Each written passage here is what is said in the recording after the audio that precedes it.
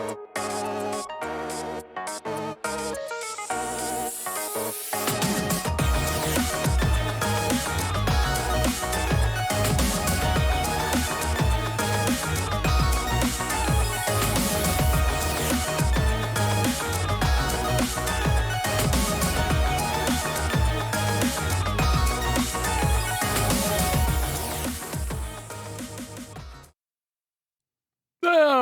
I botched that one a little bit. That's okay. The fade out wasn't as smooth as the last couple of weeks. Kind of forgot to turn my microphone on for the stream before I started the fade. Kind of fucked that one up. Ladies and gentlemen, welcome back. It's another Technical Alpha podcast. It is. At least, the only reason I know this is because my computer is telling me it's Thursday. April the 9th, 2020. Mr. Black, can you turn me down in your headphones? Yeah, I actually have the wrong preset. I'm just switching. That's probably why you hear this shit. Okay. All right. How does that sound?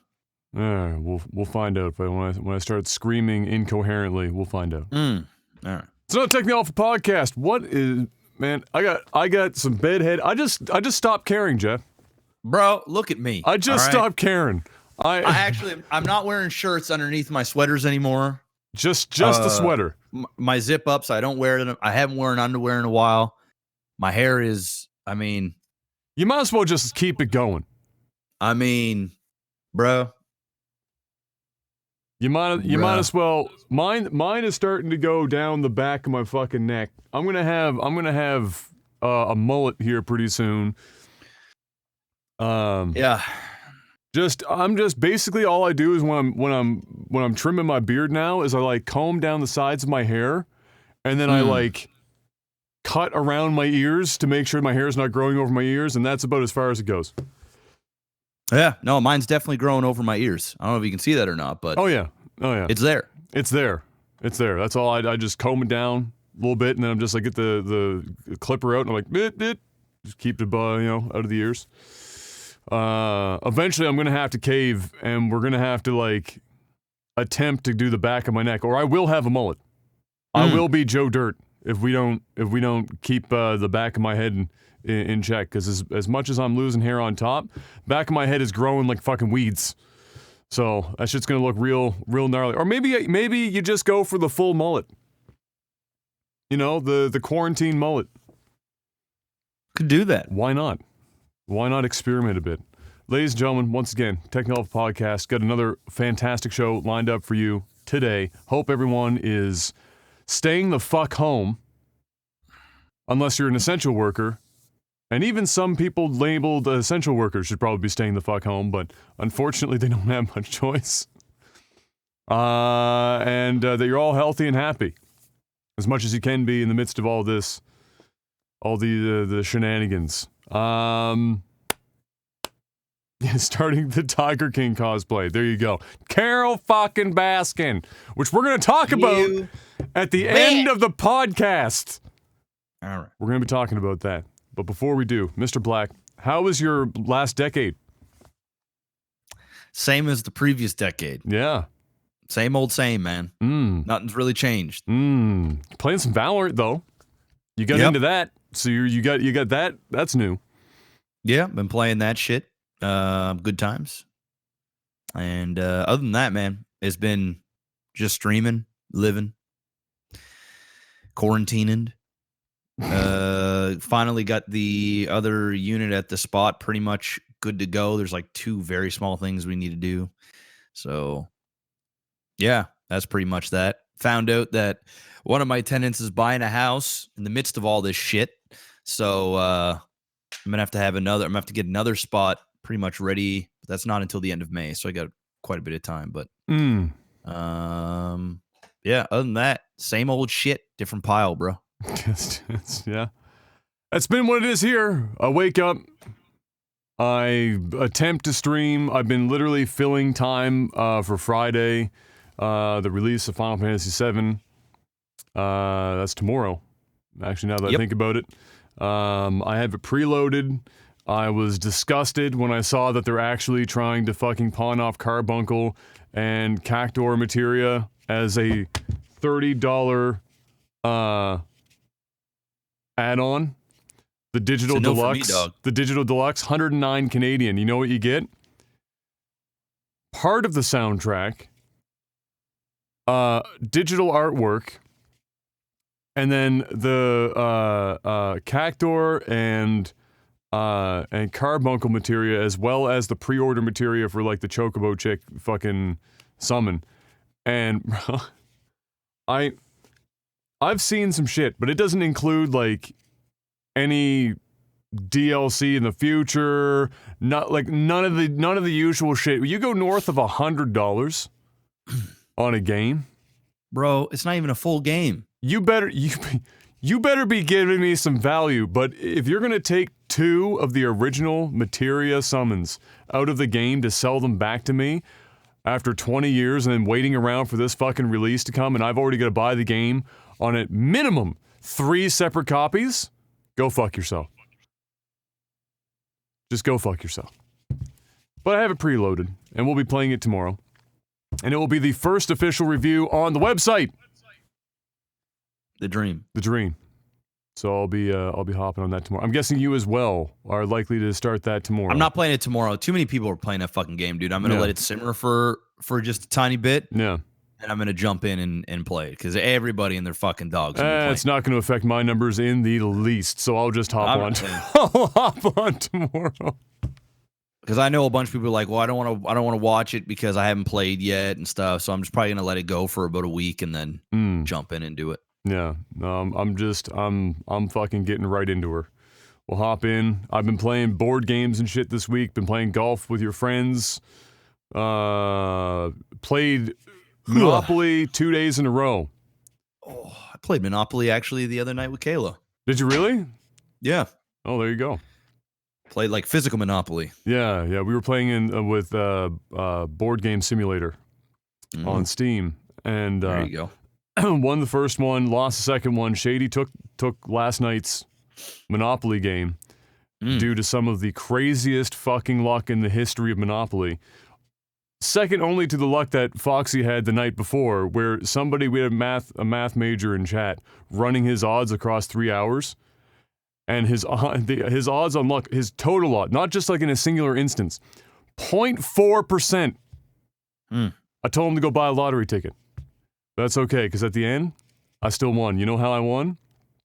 Motherfucker had Boardwalk in my hands, and I got him to draw the go straight to Boardwalk card. Get fucked.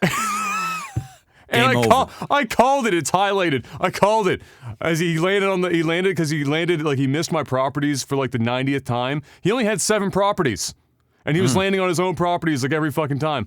He finally lands on it. I was like, go straight to Boardwalk. Pulls the card, flips it over, straight to Boardwalk. Go straight to Boardwalk. Get fucked. Do not pass go. Do not collect $200. Get fucked. Just get fucked. So anyway, I'm excited to well, I would say tentatively optimistic about Final Fantasy VII Remake, and we will find out tomorrow. Gaming news. We had a fair amount that rolled in this week. Starting it off with just shit that you can't even make up. Wizards of the Coast, who of course is Magic the Gathering folks amongst a bunch of other things, but chiefly that, and that is what this story is about. I said they rolled a natural 1 like they were playing D&D. Rolled a solid natural 1. As the card that they named months ago, you gotta turn me down a little more in your headphones. I'm still hearing myself basically all the way through your headphones. Got a last minute change due to the coronavirus. The card is called Space Godzilla, Death Corona. And unfortunately, its one move is called Death Touch. Yikes. You're not going to be able to release, no matter how badass Space Godzilla might be, you're not going to be able to release the Death Corona with Death Touch during this time. So thankfully, they got it apparently before it fully released, and they can change the card, but it was like they had this thing laid out ages ago. It's bad luck. And bad unfortunately, the card is going up in value, though. Oh, did some make it out into the wild? Oh, damn. That would be wild. Cause now, that's a limited edition. Now right it's going to be worth some money. Now it's Hold going to on be to worth that some. shit. Yeah, if you've It's a got Black Lotus. yeah, if you got that shit. Hold on to that shit. Oh my god. If you got that, you are in luck. But yeah, that was just highly unfortunate. It'll be in the first run of the box. Oh, that's going to be people going to be opening that box on YouTube for millions of views. Two things you're looking for: Alpha Pack Lotuses and Space Godzilla. Death Corona. Death touch. You just, that's just unfortunate. Yeah, what are you going to do? Next up, Rob Wyatt, who is the man who was the architect of the original Xbox way back in the day, has filed a lawsuit against Atari Gamebox LLC after he alleged that the company has failed to pay him and his firm, Tin Giant is the name of his firm, nearly $262,000 in invoiced work. And its action, I just read the above line. By the way, I haven't slept in about 3 days. Invoiced work on the Atari VCS microconsole. So we talked about this on the podcast, I think, ages and ages ago, because it was first announced in 2017. But this is like the microconsole, similar to the SNES Mini and whatever, but for the Atari. And that had gone through Indiegogo, I think I have written down here. Yeah, Indiegogo, where they made $3 million. Whoa. For the Indiegogo. People were getting behind this Atari Mini. And it was supposed to come out in 2018, during, I think, the spring. That didn't happen. Missed the window horribly. Was supposed to come out in March of this year. Guess what? It didn't come out in March of this year. Death Corona. Death Corona happened.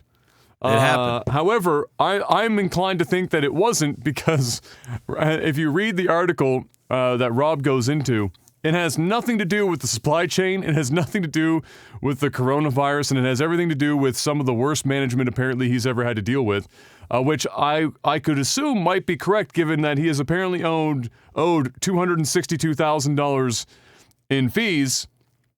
They might be mismanaging. Maybe a little bit. Just a little bit. Just a little bit. He says, in fact, furthermore, he says that he feels that there's a chance that the console is actually never going to make it to market now due to their gross mismanagement. So that's the current state of that gong show. But yeah, announced 2017, supposed to be 2018. Then there was, I think, a 2019 release date at some point that got pushed. And now 2020 March, and now Corona, and now everything's coming down around them, and he's after his money now. And I don't blame him, because if it is, in fact, owed, that's a lot of money. You don't fuck around $260,000. It's quite a bit of cash. It is quite a bit of cash. I mean, I'm actually surprised that $3 million was raised on Indiegogo for a mini Atari. It's impressive. I mean, don't get me wrong. I think you got an Atari in there somewhere. Don't you have one laying around somewhere? Yeah, I've got a couple different Ataris. As popular as Atari is, and as much of a grandfather of consoles as Atari is looked upon to be, depending on which version of the Atari you're talking about, I mean, did we really need a mini Atari?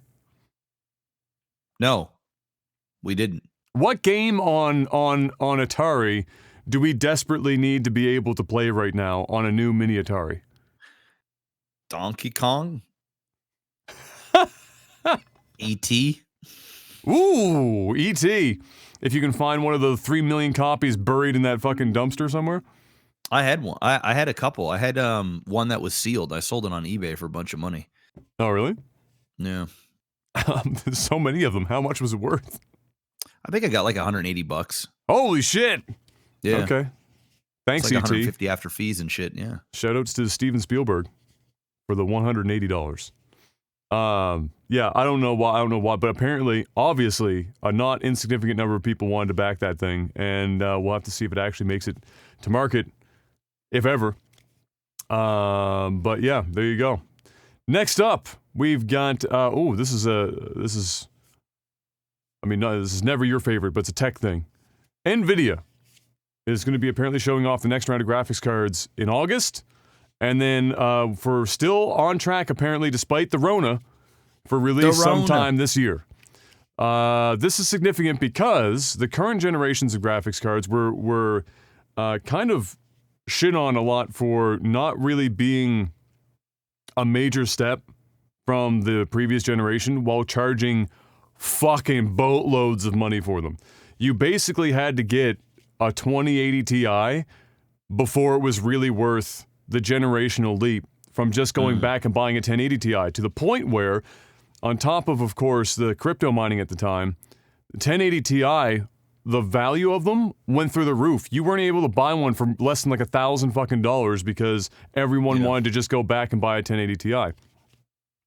These, however, are allegedly going to be, at least for the 3080 Ti, 40% faster than the 2080 Ti, which is, that's significant. That's a leap. Because the 2080 Ti, as an owner of a 2080 Ti, what I can tell you is, it is a massive dick. Just an enormous penis. And it costs you as much as trying to enlarge your penis in real life. It's not cheap. It's still not cheap. And it will heat your room. However, if you want to play 4K games, boy, let me tell you, it'll do it for you. And if it's 40% faster for the 3080 Ti, fuck. Bro, I'm rocking a 1080. Which is fine, because you're playing 1080p. Like, you have no reason. Zero reason. I'm running this 1080 until it blows up. In fact, hopefully not on my computer. In fact, really, the only reason for anyone to buy a 20 series card was if they didn't have a 10, if you went below 1070, like let's say you had a 1060, you're getting into the, like, maybe you should consider even at 1080p. But if you had a 1070, 1080, 1080 Ti, this whole 20 series was a nah, bro. Yeah, it's a big no for me, dog. It's a no. You just don't need it. And so yeah, we'll wait and see. But if it really is 40% above the 2080 Ti, holy fuck, that is a monster leap, to say the least. Next up, this might be the most wild story for the most insignificant or random game. I shouldn't say insignificant. A lot of people play Cooking Mama, but some of the most random fucking things I've ever seen for a video game. I can't even keep track of it. It's a little bit fucking convoluted, so stay with me on this. Have you heard of Cooking Mama before? It's been around for a long time. No. Obviously, you and I don't play it, but it is a popular title. Cooking Mama Cookstar, which is the latest one, got pulled from stores and online sources almost everywhere, and nobody is really sure as to why this happened. Rumors started circulating early last year that there was a malicious code implemented into the game to utilize the Switch that it was running on to crunch numbers for crypto. Which is just already a fucking hilarious concept to me. All the people playing Cooking Mama, like ghost mining cryptocurrency for some random dude somewhere in the fucking world that coded Cooking Mama, which doesn't sound like a lot because, you know, the Switch is not exactly the most powerful console in the world, but if you strap about 60 million of them together and you factor in that maybe 1 to 2 million of them are actually using this shit, you might get a few dollars, especially if you're not paying the power bill. You know, you're not footing the bill, why not? So that was the alleged rumor, which is already fucking wild. However, once a physical copy was reverse engineered, because some copies did get out, it was seemingly removed. The code was removed. However, the code was so poorly removed, according to the person who reverse engineered the game, that it was still draining the battery life of the console way faster than it should have. So it's Cooking Mama running on the Switch, and for some reason it is just... It's cooking. It's cooking the Switch. It's fucking cooking the Switch. It's cooking, Mama. It's cooking, Mama. So that happens, and everyone's like, oh, okay, well, that's fucking weird. That doesn't make any sense, so maybe there was something about it. Dev guy comes out and says, fuck no. Nobody here knows how to do anything about what you're talking about. That's bullshit. What it is the game is actually made in Unity, which I can attest to is a fucking terrible engine, and anytime a game is built in the Unity, I automatically assume it's going to be the worst optimized game of all time. And so that wouldn't shock me. But also, apparently, a lot of the people that worked on this project, it was their first ever game. And so you've paired Unity, one of the worst fucking engines for optimization in the history of video games, with a bunch of people who are green as fuck, not knowing what the hell they're doing, and you're going to get battery-draining Cooking Mama. So that was the response to that. But further data mining after people still weren't satisfied. People were very interested in Cooking Mama Cookstar, Jeff. This is a topic, a hot topic.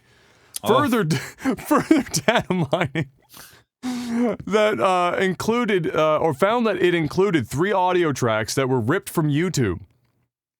In fact, they still had you can see the file names. They still had the YouTube tags in the file names. And so when they found that, they thought, okay, well maybe they got hit with copyright or DMCA's or whatever the fuck, because that was discovered, and now they've got to pull product from the shelf and change that audio up or patch it out or something. So that was discovered.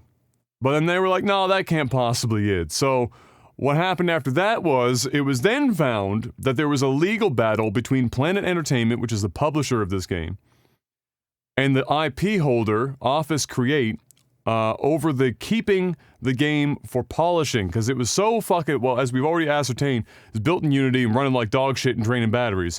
So obviously it was not well polished, so they were trying to get the publisher to hold it back to polish it more, or cancel it entirely. So there's a legal battle going on for that. And once the publisher released it, it was assumed then that Office Create used their contacts at Nintendo to have it pulled from shelves and pulled from online. After all of that, now the Twitter account for the game is stating that they are placing the blame on the coronavirus for its delay and awkward availability worldwide. What was that, the Death Touch? This that Space Godzilla came by and just, Death Touch. This is one of the dumbest, most uninteresting stories I've ever heard. I don't know about uninteresting. That is the craziest fucking random series, like crypto. Really? Cooking Mama, hidden cryptocurrency. It's cooking it. Mining into engine problems, into YouTube fucking ripping YouTube ripping songs, into a legal battle between the IP and publisher, and nobody knows what's happening. And now it's the Rona's fault. It's always the Rona's fault. Everything will be Rona's fault from here on out. Pretty much. Year. Space Gods. We should just start. You know what we should do? We should actually just stop calling it coronavirus and call it Space Godzilla. There you go. Space Godzilla it is. Space Godzilla. By the way, this is the level of news that was available this week, so I apologize. There's only so much a man can do for a podcast. We gotta entertain the people. Hey. We gotta keep them entertained somehow. It's the Space Godzilla's fault. So there's 2 things that you should be buying right now because they're scarce. Space Godzilla, Death Touch, Death Corona, and then apparently Cooking Mama Cookstar. Hoard all of them.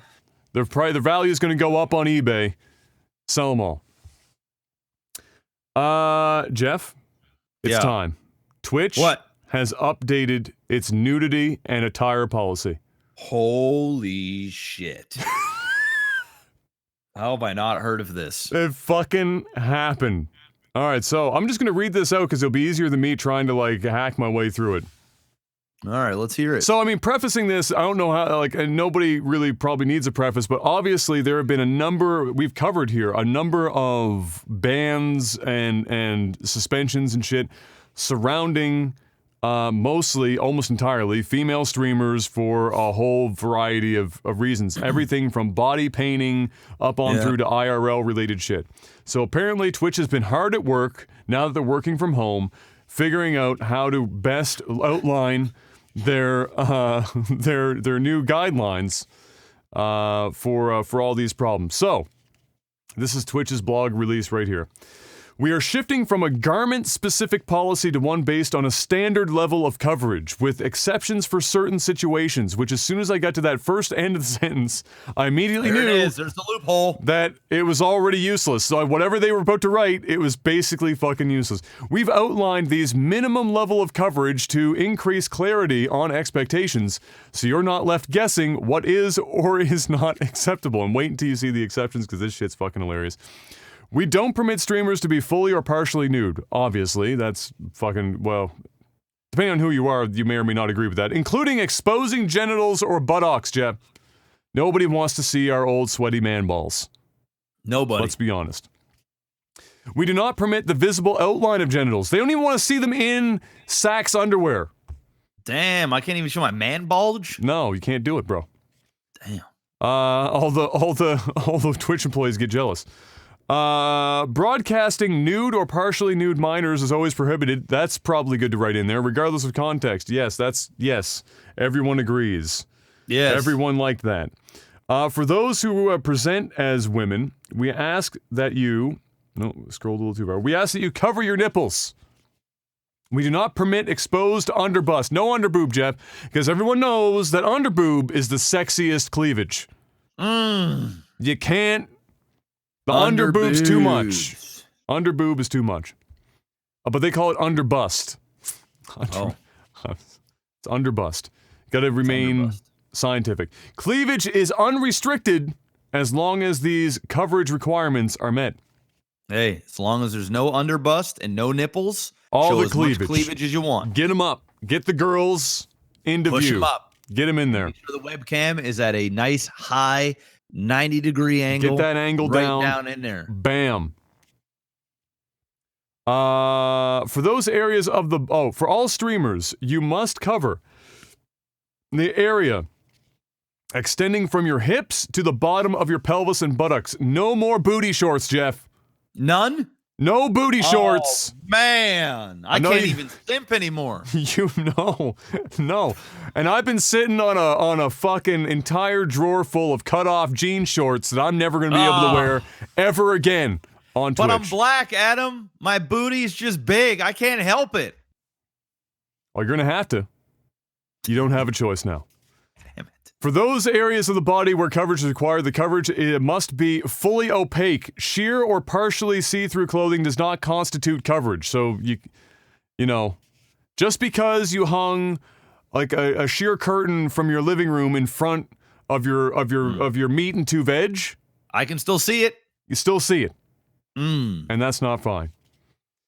Augmented reality viewers, or avatars, sorry. We're getting specific now. All right.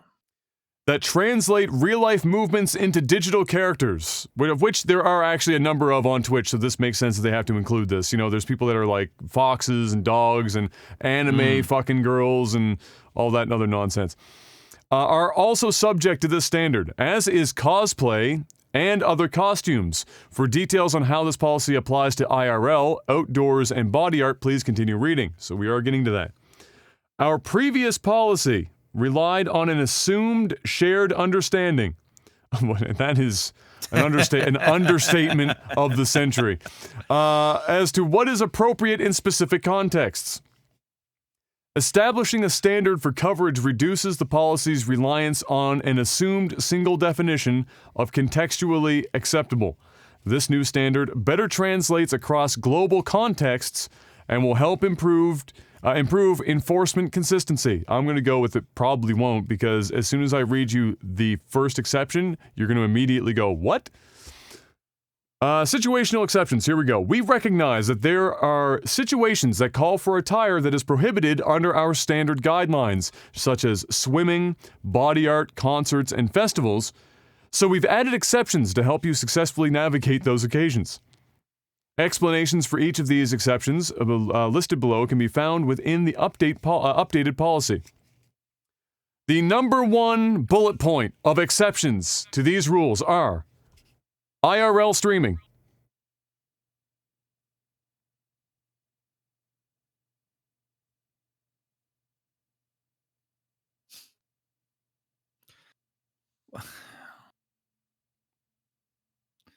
Wait. You mean to tell me that the entire section that we have this problem is the exception? I mean, that's what it reads. At least here. Okay. Next up, swim and beaches, concerts and festivals, which, if I'm not mistaken, falls under the IRL category. Body art, context transitions, which I actually don't even know what the fuck that means, embedded media, studio, and other Twitch-endorsed content. Okay, so as long as it's Twitch endorsed, they can do whatever the fuck they want. Obviously, it's Twitch. You know, if they want to show some titties in a commercial, they show some titties in a commercial. It happens. And breastfeeding, Jeff. Which was something that came up at one point in the past where a woman was breastfeeding. I think we even talked about it on the podcast. And there was like a ban levied. I don't know if it was Twitch or somewhere else. I can't even remember anymore. But it was a woman. It was a woman breastfeeding on one of those stupid agenda-driven streams. Yeah. So they're clarifying that. It was like, look at me, bitch. I'm breastfeeding. Do something about it. It was one of those like. It was something like that. It was like that. Yeah. It was one of those dumbass streams. This list is not, to further make this even more clear, Jeff, this list is not exhaustive, and we will update it periodically as the community's needs evolve. If you find yourself in a situation that is not described by one of our exceptions and would like it considered for future inclusion, please email us. In the meantime, you are expected to follow the standard guidelines outlined above. Oh shit, I didn't even read this. Alongside the updates we're making to nudity and attire policy, we've added clarification to our sexually suggestive content policy. Oh, I gotta click on this. Hold on. This is breaking news. Oh my god. Bullet points, Jeff. To maintain the health and community and the health of our community and promote content that is appropriate for a diverse audience, sexually suggestive content is prohibited on Twitch. Evaluations on the sexual suggestiveness of a behavior or actively are independent of user attire and are instead based on the... That sentence doesn't even read right. Who cares? Give us the bullet points. Either way. Bullet points. Content that is considered to be sexually suggestive includes, but is not limited to, content or camera focus on breasts. Oh! You can't do what you said, Jeff. Yeah, you can. The cleavage. Because they're just going to say that's not the focus of my content. Content or camera focus on breasts, buttocks, or pelvic region, including poses that deliberately highlight these elements. Like accidentally dropping your whiteboard marker and bending over and going, oh, I didn't mean to drop this. That probably would be, yes. Or walking out of the room to go to the bathroom while wearing booty shorts and then without even wearing high heels, walking around on your toes to lift your ass is probably also there. Maybe bouncing around on an inflatable dinosaur? Possibly. Who knows? Groping or explicit gestures directed towards breasts, buttocks, or genitals. Fetishizing or behavior or activity such as focusing on body parts for sexual gratification or erotic roleplay. Simulated sex acts or sexual stimulation. Don't rub your nipples, Jeff. Using or featuring sex toys in contexts unrelated to sexual education. Okay. Erotic dances, such as those involving stripping or flashing. Pole dances or acrobatics with sexually suggestive framing. How do you not do pole dancing or acrobatics? Just say no pole dancing. What is that? How are you? Because then because Jeff, in 2020, pole dancing is a fitness activity. Then just get rid of pole dancing. Like, why does it need to be on the damn site? Because, well, we won't go there. Posting, displaying, or sharing erotica, including detailed descriptions of sex acts or pornography. There you go. That is your updated list of sexually suggestive content. What about sucking a ASMR microphone? Nope, that's fine. Literally blowing and sucking on it. Nope, while staring up at the camera. That's not POV porn, Jeff. That's just ASMR. Anyway. So there you go, ladies and gentlemen. Fucking rant. There's your updated nudity and attire policy, as well as your sexually suggestive content update. There you go. Yay. Next up, Jeff, gaming news is back on the menu. We got the PS5 DualSense controller announcement. Oof. It happened. I see it. They posted that bad boy. I'm going to open up the blog for the PlayStation website here. Where we saw the first images of the DualSense controller. It's no longer the DualShock, Jeff. It's the DualSense, because just like with the Switch Joy-Cons where you can feel how many ice cubes are in the cup. Now you can do it with the PlayStation controller. Boom. Other than that, it is a pretty. I mean, it is a it is a further. It's a further crossbreed of the PlayStation controller and the Xbox controller. As time has gone on, they've all just sort of gotten closer and closer to resembling the base Xbox 360, where controllers basically more or less peaked design. It's got the two-tone color look. I don't think it's ugly. I think it's a good look. I am concerned about the fact that so much of the most used parts are white, because that shit's going to get dirty in like 2 days and will no longer look great. It will probably look disgusting, especially if they have any kind of rubberized grip that's got like a textured surface. That's going to look like a yikes. But when it has been used, it looks really fucking pretty. They go on in this blog to talk about the new functions of it, so we'll cover some of that. First of all, what do you feel about this controller? How do you, just looking at it, how are you feeling about this controller right now? It looks fine. You're neither here nor there about it? It looks like another controller. I mean, I think it looks more comfortable than the DualShock 4. But that's because it's closer to an Xbox design. So. I mean, it's sleek. It's you know, it's a little more futuristic looking. For sure. It's probably a big tell on what the actual console is going to look like. That's what I was going to say. It makes me wonder what the actual console is going to look like. It'll definitely be black and white, or there'll be a version of it. And it'll probably have sort of the same edges and curves that the controller has. So yeah, rip the idea from last week, because apparently this is basically going to ruin what our idea was last week of shipping a console. Well, it doesn't ruin it. It doesn't really ruin it. Actually, this might strengthen it, honestly, because if it is a new controller, then you sell it separately, you make more money on it separately, and then you sell a console to reduce your losses on the console, while allowing people to backwards compatibly use your DualShock 4. Yeah, so I don't think it ruins it. This doesn't change my opinion on it at all. No, that's true. That's true. Now I thought about it for more than 3 seconds. This pretty much doesn't do anything. So they're saying after thoughtful consideration, we decided to keep much of what gamers loved with the DualShock 4 while also adding new functionality and refining the design. After talking with developers, basically developers were like, hey, touch is kind of being ignored, I guess. Maybe do something that gets the tactile feel a little bit sexier, much like the ice cubes in the Switch controllers. And so they said, okay, we can do that. And so they sent that as their set that as their benchmark for the major design update, which let me describe to you here. We adopted haptic feedback, which adds a variety of powerful sensations you'll feel when you play, such as slow grittiness of driving a car through mud. We've also incorporated adaptive triggers into the L2, R2 buttons of the DualSense so that you can feel the tension of your actions while, like when drawing a bow or shooting an arrow. So it seems now that they've got haptic feedback more across the entirety of the controller, and then that's fine. You can eat your dinner.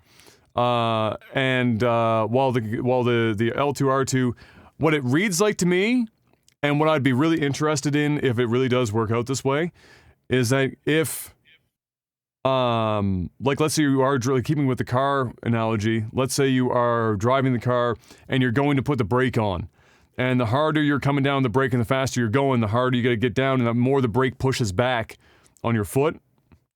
Doing that with the analog function of the L2 button would be pretty dope.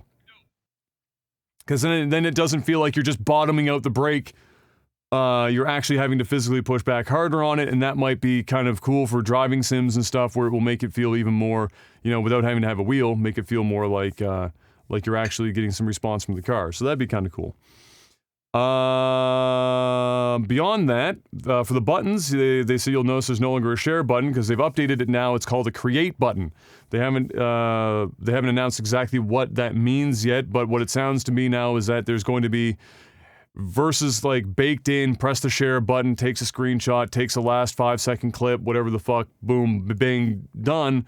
It sounds more like now with the create button that it might be linked to going live via the console. It might be recording more footage that you can then edit within an editor perhaps on the console to add stuff laying over top of it, whatever.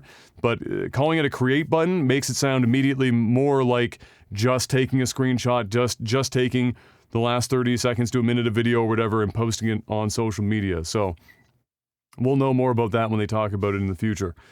And then DualSense. This is the one that just has me scratching my head. I mean, I can come up with a couple reasons as to why, but honestly, I think it just adds cost to the controller with no real value whatsoever.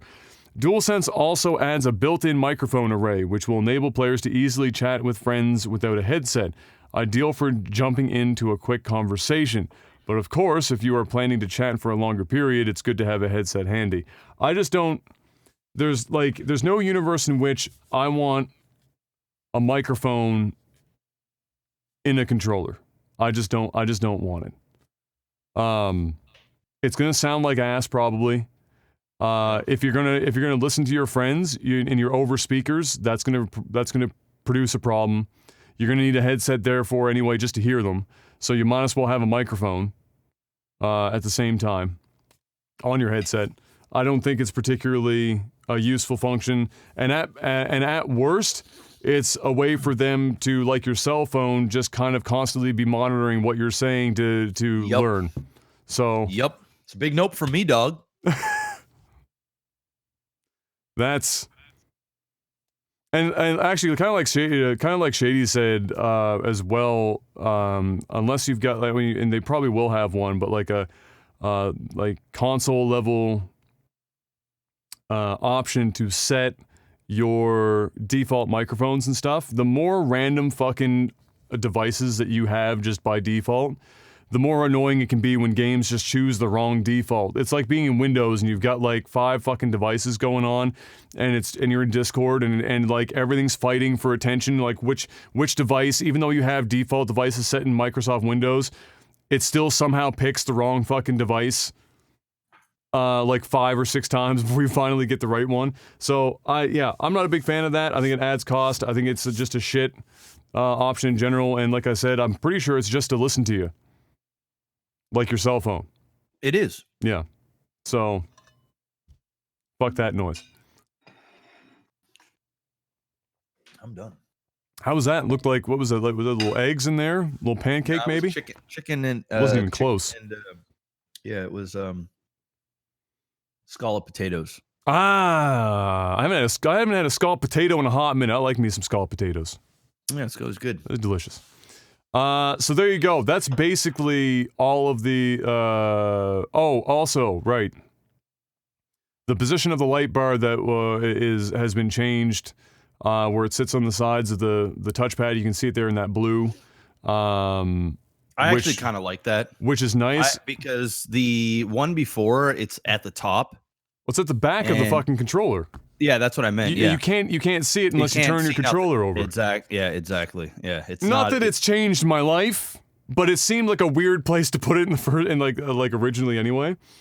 And it's probably going to use less power because you're just putting these tiny lights to the sides versus like for whatever reason it had to be that fucking big. Yeah. At the back of the controller. For those of you just listening, I'm just holding up my DualShock 4. Well, not only that, it's pretty bright too. Like it is like super bright, needlessly bright. You can actually just walk around the house and just like use that as like a little tiny light. And it's just like straight up, dude. It's true. You know. It's true. Yeah.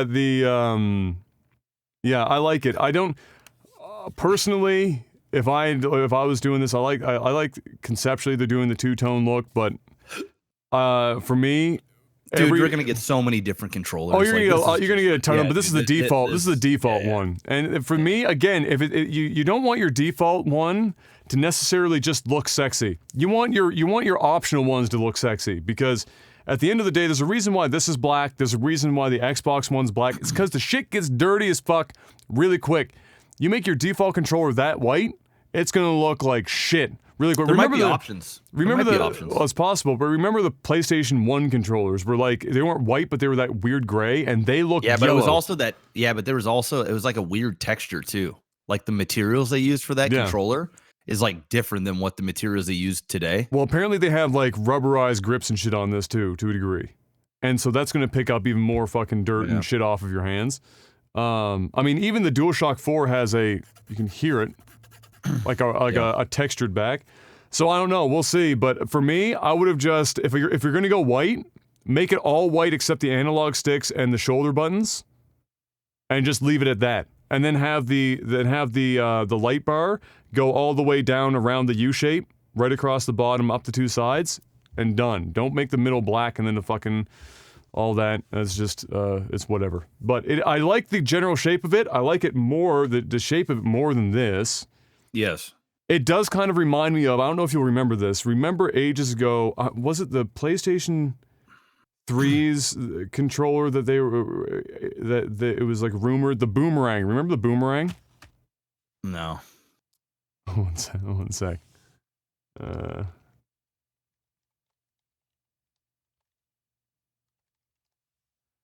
you go. If you just Google search real quick, PlayStation Boomerang controller, first thing will pop up.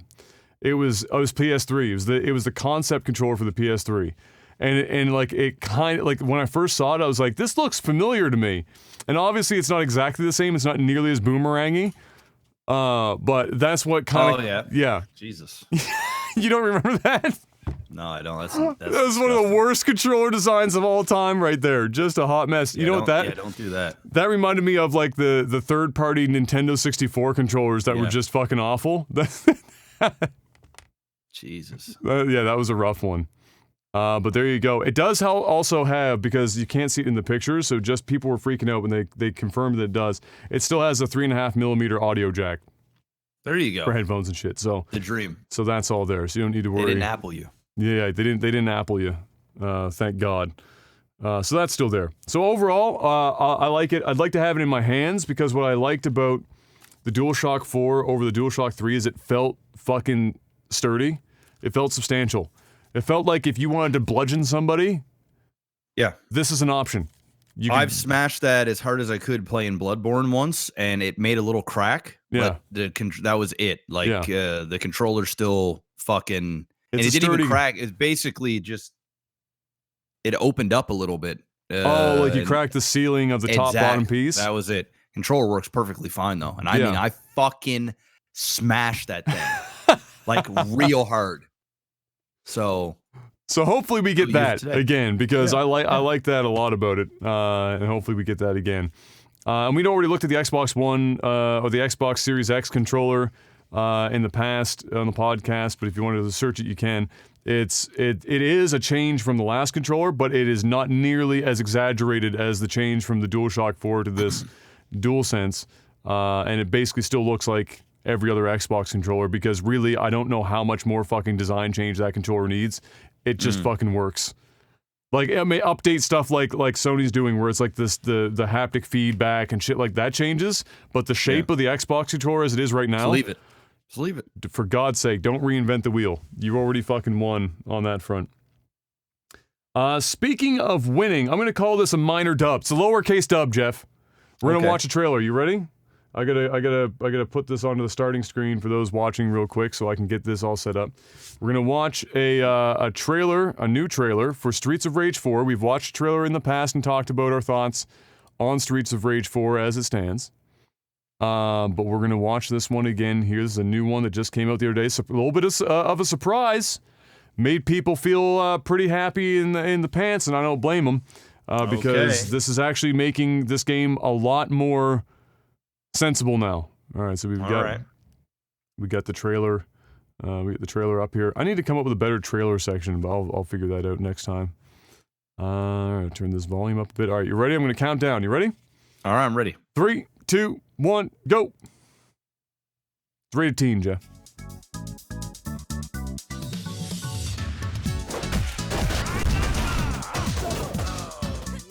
So this is the stuff we've already seen. Not a big fan of the art style, but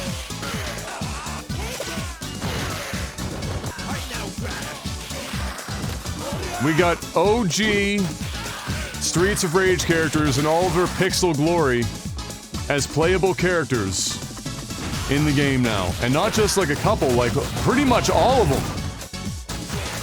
In fact, I don't know how many are even missing at this point. Including the original hitting effects. And then wait for this. Ah! Ah! Ah! Oh, the soundtrack is so good!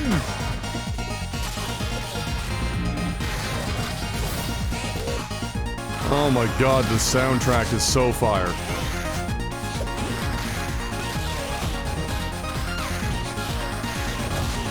Oh my god. OG Streets of Rage 1 and 2 soundtrack on that shit. Oh my god. I'm waiting to be impressed. So there you go. There you go. So how did you alright, so we've talked about in the past where neither of us were a fan of that art, of the new art style for the game. I'm still not a fan of it. If I'm gonna be real, if I'm gonna keep it 100, I think it's bad. However, bringing in almost every Streets of Rage character from the original ones, and then tossing in the music from 1 and 2, now I almost care. I'm not 100% there, but I want to be honest with you, I'm a lot closer now than I was seeing it before. And I have other thoughts about it, but what were your thoughts on seeing that? And hearing it, I should say, as well, I suppose, since they've added soundtracks. I don't feel any different. I feel like the old characters in the game look completely out of place.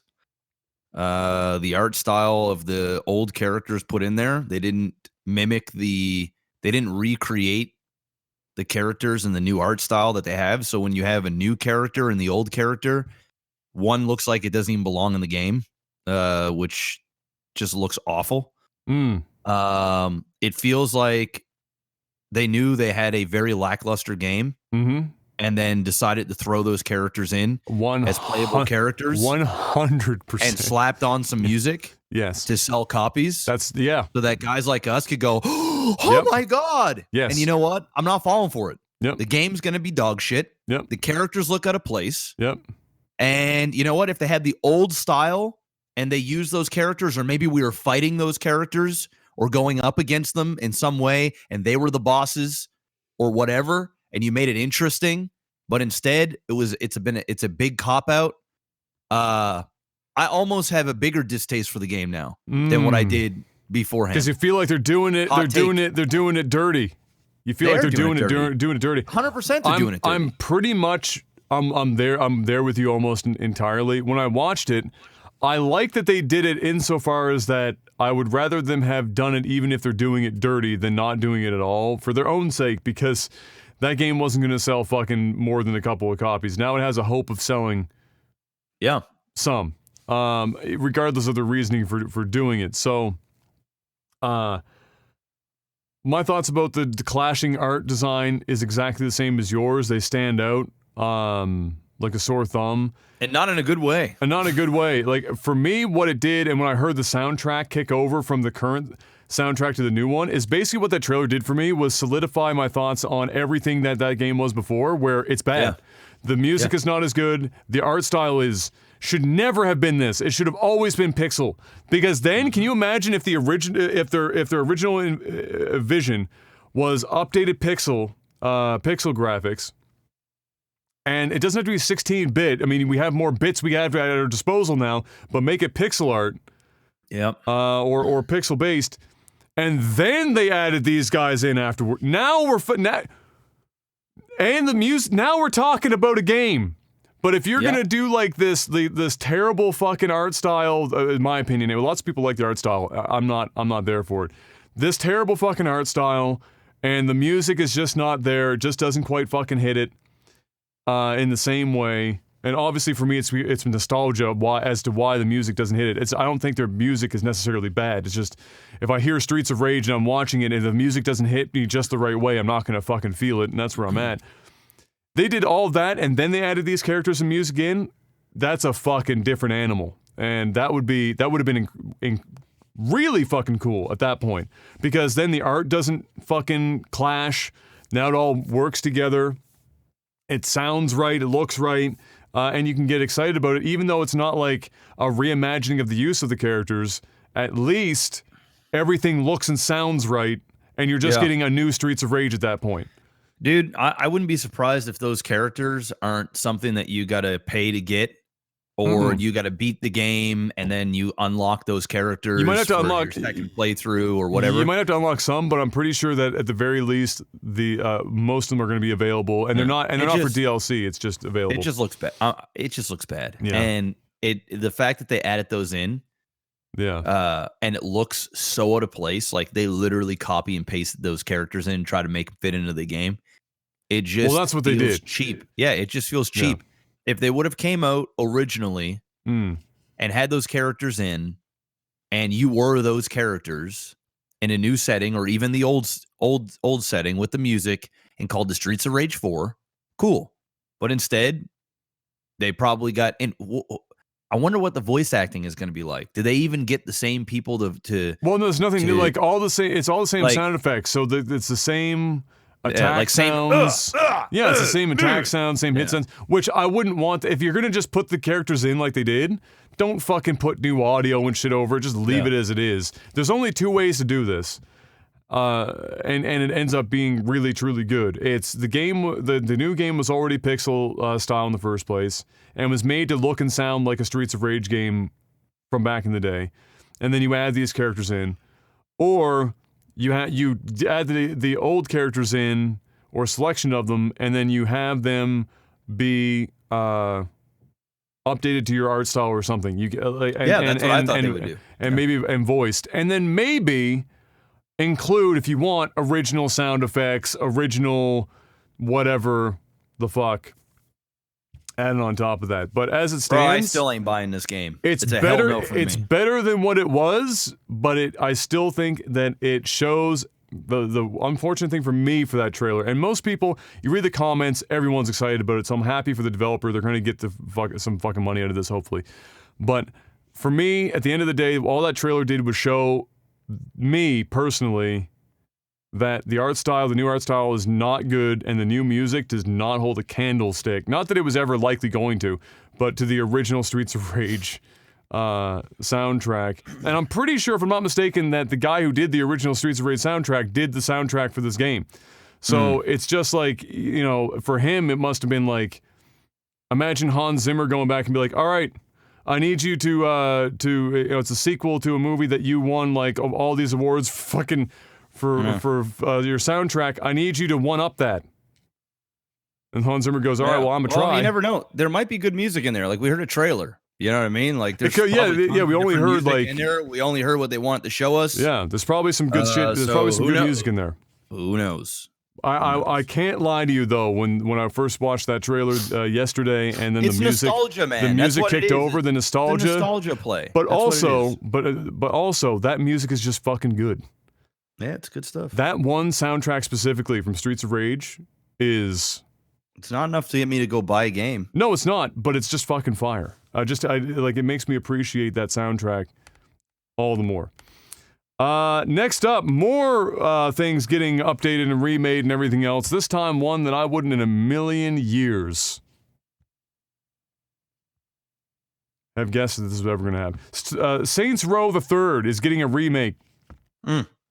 Well, it's actually more of a remaster, I should say. Remake is a bit of a strong word here. It's a bit of a remaster. It's coming May 22nd, and it's going to include all DLC, improved visuals, etc., the usual stuff for Saints Row the Third. I would have preferred 1 and 2 get redone and packaged up together than having 3 redone. I don't know if 3 really needs to be redone, but it was probably the most selling version of the game or the most selling of the series, and so I suspect that's why it's happening. But it was a bit of a surprise. It kind of dropped out of nowhere. They were like, "Hey guys, yeah, we're remastering this bad boy, and it's going to be out like next month." So if you're a Streets of Rage fan, if you're a Saints Row fan, there you go. There you go. I was a Saints Row fan up until 2. 3 it started to lose me. 3 was a little much, but and then 4 was just hell no. Speaking of hell no, Jeff, popular roleplay YouTube show Verona, not to be confused with My Sharona, indefinitely suspended. This is the one that actually DJ Wheat plays on. Okay. That's the one that he's one of the player characters for. As all members leave the show simultaneously, after the DM, Adam Coble, introduced a sexual predator NPC live with no one knowing that it was going to happen previously to the show going live. Why anyone would do that, I don't fucking know, let alone a veteran like Adam Coble, but he did it. And if you want, I don't know if the VOD is still up for people to watch, but it is a fucking, we don't even need to go into the details of it. All you need to know is that basically they're live, they're going through the motions. It was something about going to a town to do something or whatever. Anyway, they go in, it was like a blacksmith maybe, I want to say. Anyway, they were going to go visit somebody, and then this guy ends up being, or this character ends up being a sexual predator. And there's... Now, what do we mean by sexual predator? Are we talking about a guy that is just like, you know, looking for some sex? Or are we talking about like a complete and utter creep that is like... The chat might be able to give the very specific to that, because I didn't watch the VOD. Because that's a very, because like, you know, in the 2020, I'm not, Yeah. I'm playing devil's advocate here, by the way. I'm not, you know, if everybody left, obviously, probably was pretty bad. But what I'm saying is like... Oh, here we go here. The NPC right, was going to get, so the player character was going to get patched up because he was hurt. Instead of healing him, the NPC sexually assaulted the character. So I'm guessing like he was playing Doctor in the way that Doctor is not supposed to be played. Oh, yeah, that's bad. Yeah, that's bad. Yeah, don't do that. Don't. Yeah, don't do that. That's a bad idea. Bad life choice. That's a predator. That is a full-blown, that's a yikes. That's a Nova yikes. That is a big Nova yikes. So the craziest thing, DM, the dungeon master raping your character. That's a bad life choice. That's a bad. Was everybody just at the same time like, I'm out? Well, I don't know. I didn't watch the VOD, but I saw a picture of roughly the moment when it's happening, and you can see the faces of like everyone involved at the time, and it's just the range of like of what the fuck. There's probably a what the fuck. There's probably a come again. There's probably a very awkward laugh. There's probably a Nova yikes. I would assume there was a Nova yikes in there. But you're in like, they're probably like in shock that it was even fucking happening, because it's live. It's live, yeah. And nobody was prompted ahead of the show that this was going to be going down, so this took everyone by surprise. Oh, the DM was laughing?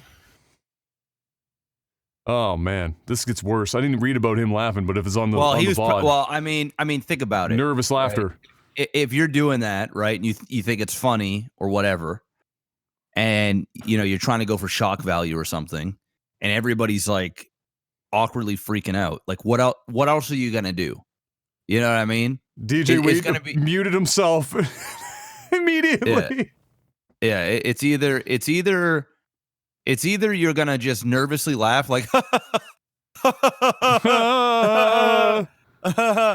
or you're just gonna go, my bad, that joke didn't fly. It wasn't really a joke. It's just like a really. I'm assuming just probably going for like, shock factor. No, I think this was just supposed to be like a big like a character affecting moment type thing that would then be carried forward. Oh like, no, kind of thing. Then no. Yeah. Stop the madness. Now this is not something we're going to continue to role play. No. This dies here. Actually, well, it did. As it turns out, the whole show did. So that was season 2 of the show, and it's gone. All of the player characters back the fuck out of there real quick. This just so happens to be under the YouTube network roleplay, which is headed up by JP. So this is just like a bunch of like of just no happening all at the same time. The guy came out. So was the character a female or a male? I'm not sure what the I didn't really care at that point. I just thought it was crazy enough that they were fucking doing that shit in the first place. JP came out with Kobo and addressed the situation, but the show it remains indefinitely suspended, which is another way of saying it's canceled.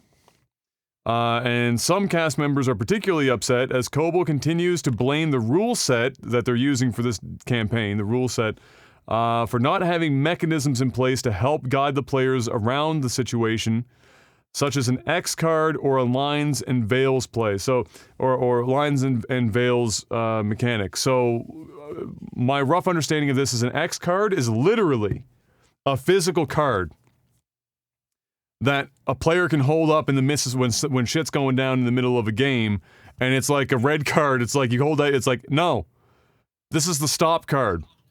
Stop doing what you're doing right now. So they didn't have anything like that, and then they had and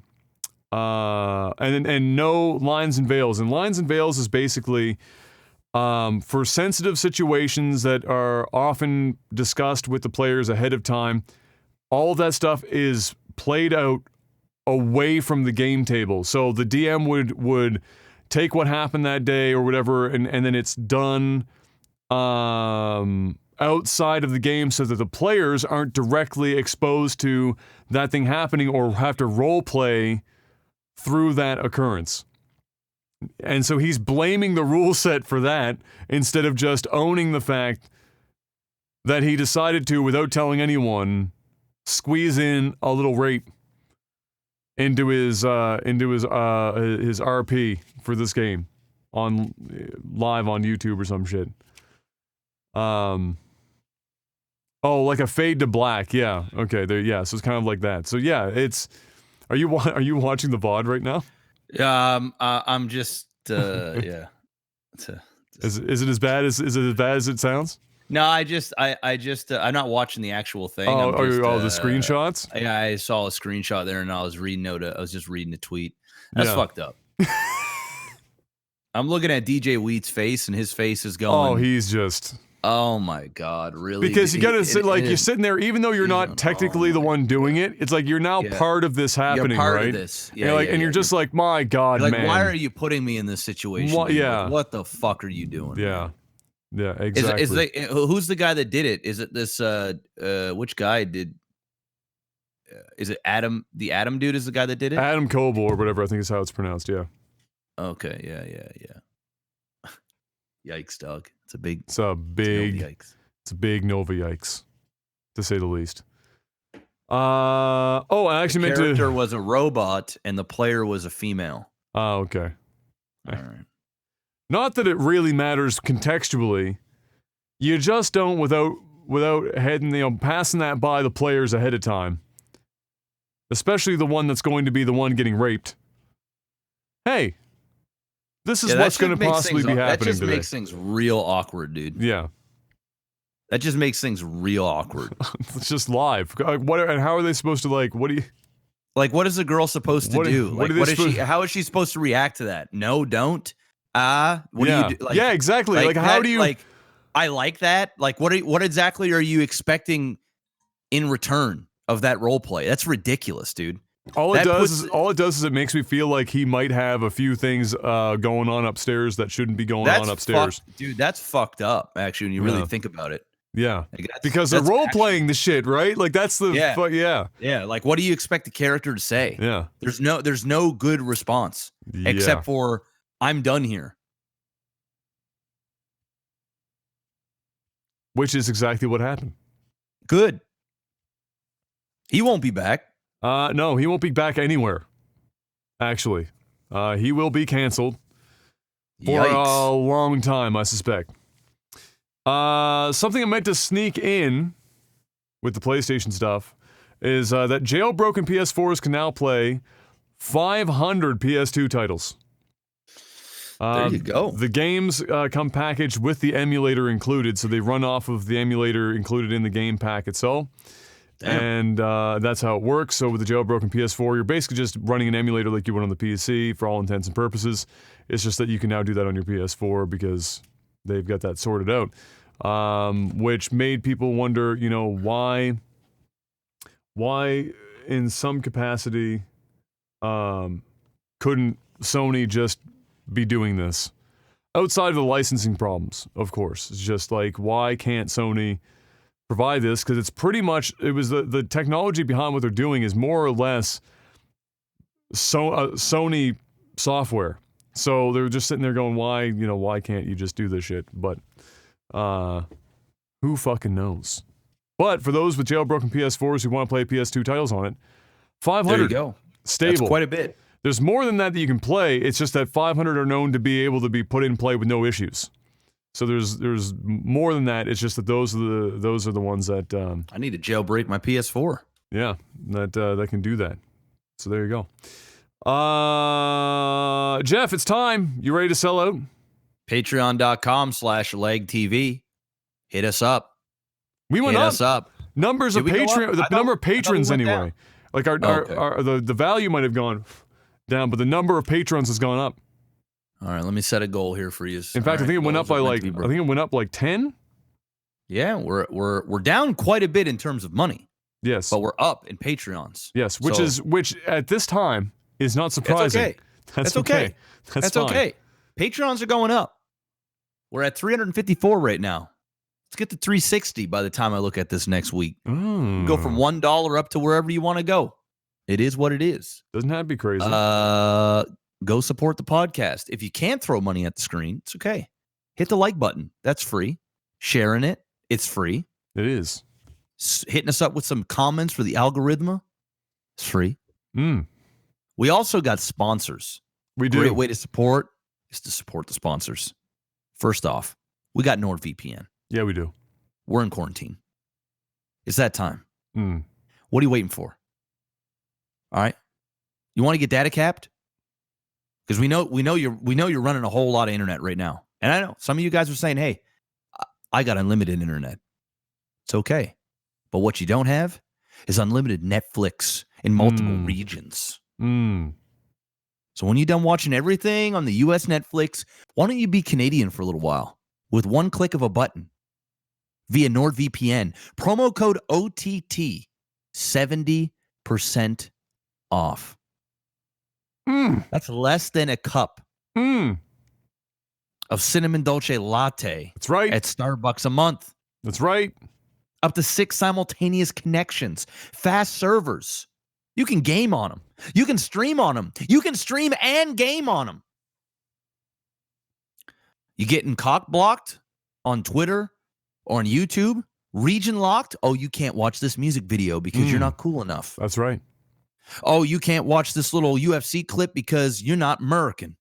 Even though you just paid for and watched it on the same network that's putting it on Twitter. Don't worry. NordVPN's there. And you know what? That's right. It's as easy as 1, 2, 3. My son is a year and 2 months. Pretty soon he's going to be saying 1, 2, 3. You know what? You know what his first words, or his first full sentence is going to be? NordVPN, promo code OTT. Nah, I'm going to train him to say subscribe now for the low price of $4.99. Oh, that's a good start, use the free $99 Twitch Prime sub. That's fine. Because he comes down here pretty often. That's true. Second time around, I can do NordVPN, though. We can get that in. That's second. Second. That's fine. Second. Yeah. You got priorities you know. I gotta set the priorities. Priorities, that's fine. All right. That's fine. Up to 6 simultaneous connections, guys. Y'all are quarantined in different areas of the house. Can be in, think about it. Think about it this way. You got 6 rooms. Each room's a different country. You can't travel right now. Nope. But if each room is a different country, technically speaking, you can travel there. You can be there virtually with NordVPN. Promo code OTT. Link is in the description below. And if you're listening to this via audio, wherever you're listening to, that is nordvpn.com/OTT. It's that simple. You know what else we got? Jeff, look. We got Elgato. We do. You know what, Jeff? I got no Elgato products around me right now. That's fine. But you know what? I want to go back in time. I want to go back in time to when soundboards were a thing. Okay. I want to prank people with Arnold Schwarzenegger movie quotes. Ooh. And I don't want to have to rely on a Flash player-based website because Flash is dying in 2020, Jeff. It's gone towards the end of the year. It's gone. It's gonzo. No more Flash games. No more Flash-based shit without going through all sorts of hoops. So I want a physical soundboard, and I just don't want one soundboard. I want multiple soundboards. Layers of soundboards. You want layers? I want layers of soundboards. We can do layers. How can I do that? You can do that with one of these. It's right here. This is called a Stream Deck. Each button is your favorite artist. Say up top. Could be Arnold Schwarzenegger. Right there. This one here could be Adam. Could be Jeff. Could be Carol fucking Baskin. Oh. Could be Joe Exotic. And then you click on that button, and then it would open up all the different Joe Exotics. Which is actually just 8. How many buttons we have there, Jeff? Oh, there's a lot of buttons on here. Can do the math real quick. Is that 32 buttons? 8, 12, 16 times 2 is 32 buttons. That's 32 different buttons that all say Carol fucking Baskin. Yup. That's it right there. That's it right there. That's a Stream Deck, in case you don't know. Stream Deck XL. That's the XL. This is a big boy. There's a mini. There's a regular size. There is. All right. You see this little thing right here? I know the buttons are bright, but let me show you what's going on. You can't see this, but these are my sellout buttons. All right. Each one of these, I click this button, that runs a 30-second ad on my stream. That's a 60-second ad. 90, 2 minutes, 3 minutes. Sub-only chat. Skipping songs. New biggest bounce of the day. Listen to this. Listen. New biggest bounce of the day. Did you hear that through the headphones? Yeah, we did. Yeah, you did. All right. I want to open up OBS. Boom. You know, I want to. Yeah, that's my CPU usage right now. 13%, 12, 14%, 10. It's all over the place. That's what's up. That's a Stream Deck. If you don't got one, what I like to say is you all got to get one. Jeff, right? I have something else that I might need in my life. Maybe you can help me. What is that? Jeff, everyone is on this TikTok fucking hype, bro. Everyone's stuck inside doing TikTok. And you know, my girlfriend's coming to me saying, you know, my friends are badgering me. We got to do some TikTok stuff. And you know, you got to make sure that your TikTok game is on point. And you can't be doing that in the darkness of a basement. No. Cell phone cameras aren't all that good in low light. And you know, the front-facing cameras are worse. What can we do? I see where you're going. I see where you're going. Right there. Elgato key light. Look at that bad boy. If you don't got one, y'all gotta get one. All right? TikTok. Time's wasting. They call me Vanna Black. I'd like to buy a vowel. I'll take an E for Elgato. That's what's up.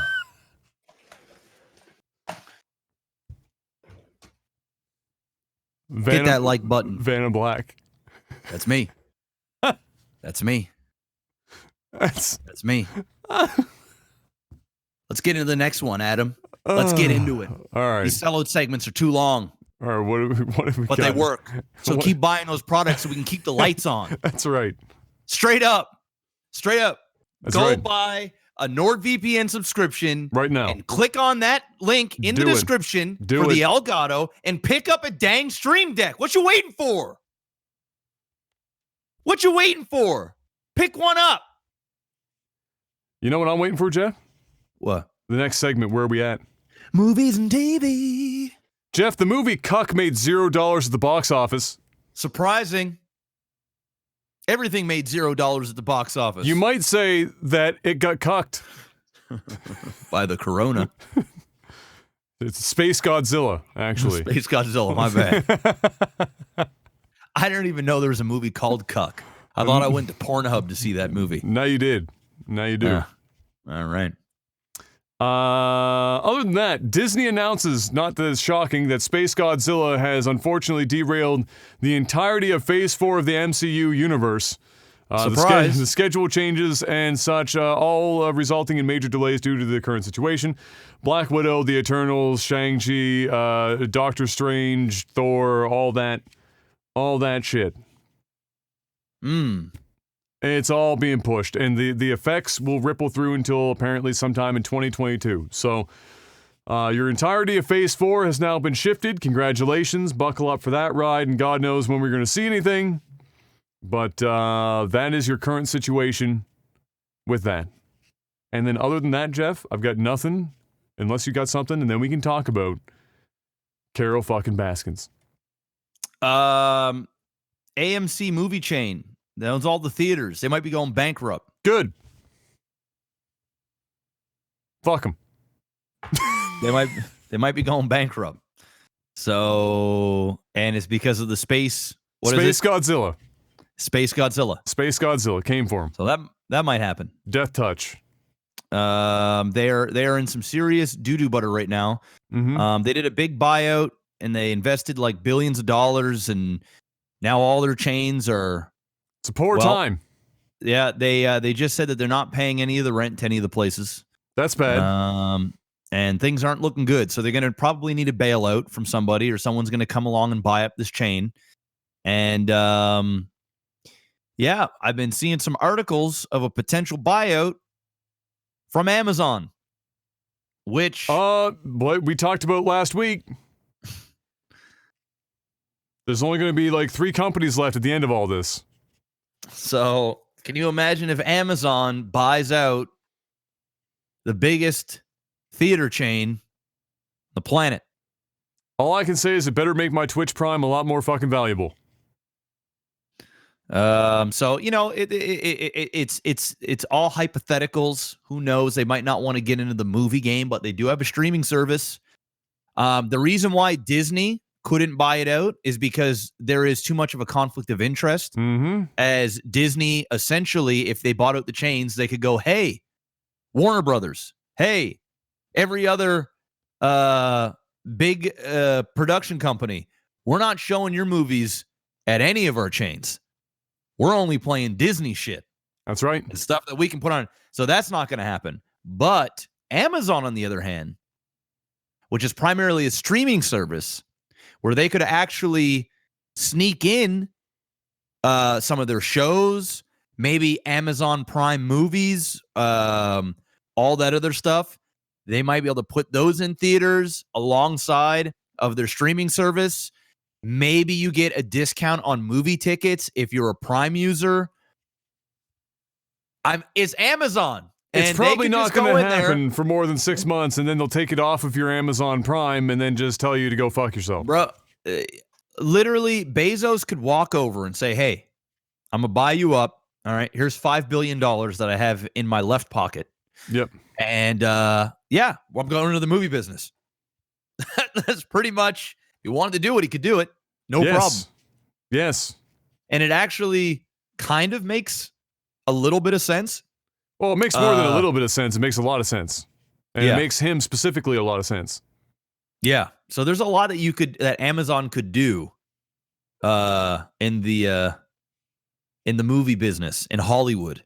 Like, it'd be crazy. I don't see Disney even the possibility of Disney being able to buy that out. But Amazon, on the other hand, not only instead of now it's AMC, it's just Amazon theaters. Like, branding wise, not like they really need the branding power, but it would definitely help if they connect it with Amazon Prime users in some way, shape, or form. Even if it's $1 or $2 off a movie ticket, that's, a lot of people are no longer going to go to the other chain, and they're going to go to the Amazon chain and get $1, $2 off. Like, think about it. If you go to, say it was me and my wife, when we went to the movie theaters, and you get $2 off a ticket and or 10% off concessions. That's like 1/20th of your Coke. Pretty much. I mean, if you're going to save even $5 every time you go to the movie theater, people are going to choose to go to an Amazon chain instead of driving over to another movie chain that might be 10, 15 minutes away. They're just going to go to the Amazon one because it's, and when you're already a Prime member, you're just going to want to use your membership and make the most out of what you have. Yep. So you're just going to want to go. Would be pretty huge, man. It makes sense. Dude, Amazon's going to run the fucking world. It's going to be Amazon, and it's going to be Disney, and it's going to be Google, and it's going to be fucking... Amazon only used to sell books, bro. Now look at them. Or whatever the fuck the Chinese version of Amazon is. AliExpress, whatever the fucking Jack Ma owns, or whatever his name is. There's gonna be like 10 companies left on Earth, but it's all said and done. It's that dystopia that we're all waiting for. It's only a matter of fucking time. And shout outs to the countries that are housing these that aren't actually making sure that antitrust and monopolistic laws are just ignored entirely for all these to happen. Thank God for them, because where would we be without them? Jeff, are we ready to talk about Carol fucking Baskins? Yeah, what's up? You watched it all? We all watched it all. What'd you think? Look, people like fucking chirp me all the time for kind of like low key shitting on America all the time, but the fact of the matter is that was the most American ass show I've ever seen in my life. That was like there's only like the Emirates might be the only other place on earth that I could see something like this happening, except it was so American. Oh, definitely spoilers if you're gonna watch this at some point. If you haven't watched this already, what the fuck? Go watch this Tiger King. And even if you're spoiled, you're gonna want to watch it anyway. Trust me. Yeah. It's not like a movie. You know what I mean? Like it's not gonna change your experience. It's just the fucking all the characters. It is the most like stereotypically American ass fucking thing I've ever seen. And the takeaway from the show for me was, or what I experienced when watching the show was, you get in the beginning introduced to Joe Exotic, and you look at this guy and you're like, holy shit, this is the craziest individual I've ever seen in my life. And then another character is introduced, and I call them characters because they might as well be fucking characters. They're characters. Another character gets introduced, and you're like, holy shit, this person might be slightly crazier than Joe. And you're like, this is the peak. And then another character gets introduced. And you go, no, wait. This might actually be the craziest character introduced. How could it possibly get worse than this? And then the next episode comes up, and 3 more characters get introduced simultaneously, trumping those that came before. And it keeps going like that until the last 2 episodes, where they're basically just covering the most recent events. You get introduced to a series of crazier fucking individuals with shadier and shadier fucking backgrounds. It's crazy. As time goes on, and the whole time you're watching it, you feel like you're in the fucking Twilight Zone, because you find yourself siding with who in the first 5 seconds of the series you thought was the craziest fucker you've ever seen in your life, and then you're going, yeah, he might be crazy, but He ain't these people as crazy as these motherfuckers might be way crazier, and Yeah. and he might be guilty of some shit, but he doesn't deserve 70 fucking whatever 22 years I think is what he eventually got sentenced in prison. He got fucked bad. Yes, yesterday during the Corona task force, Trump said he's going to look into Joe Exotic's pardon. Fuck Live, no, he didn't. bro. No, He said he he's did gonna not. look to a media member, Stop. brought him up and said, "Hey, have you watched this Joe Exotic?" Fucking stop. And his son went out publicly and was like campaigning or said something jokingly about looking into Joe Exotic, and then one of the news people asked Trump about it, and Trump said, "I'm going to look into that pardon." Dude, Donald Trump becoming president of the United States and then subsequently pardoning Joe Exotic Could you might imagine? be the craziest timeline to ever Bro. exist. If he does that, I'm voting Trump, and I can't even vote. I know, still not voting Just Trump. ridiculous. No, I still wouldn't vote for Trump. No, still wouldn't But vote you know for what Trump. I'm saying? But Yeah, still, you know, the shit's crazy. it's funny. All right, it's funny. The shit is fucking crazy. Dude, It's an actual reality show, bro. It's real life. Dude, amazing. everyone, okay, and at the end of it, the craziest part about this is that, honest to God, even when they tried, because it is a documentary, even when they tried to, like any reality documentary, tried to do like the camera cuts and how they lingered on characters' faces and stuff to like make them seem more guilty or whatever the fuck whenever they're talking. It's the usual tricks that they fucking use. Like it's all fucking whatever. Even when they were trying to make Carol look good, she still came across Batshit crazy, as bro. batshit fucking crazy. She killed her husband. She killed her husband. There's two ways I see this going.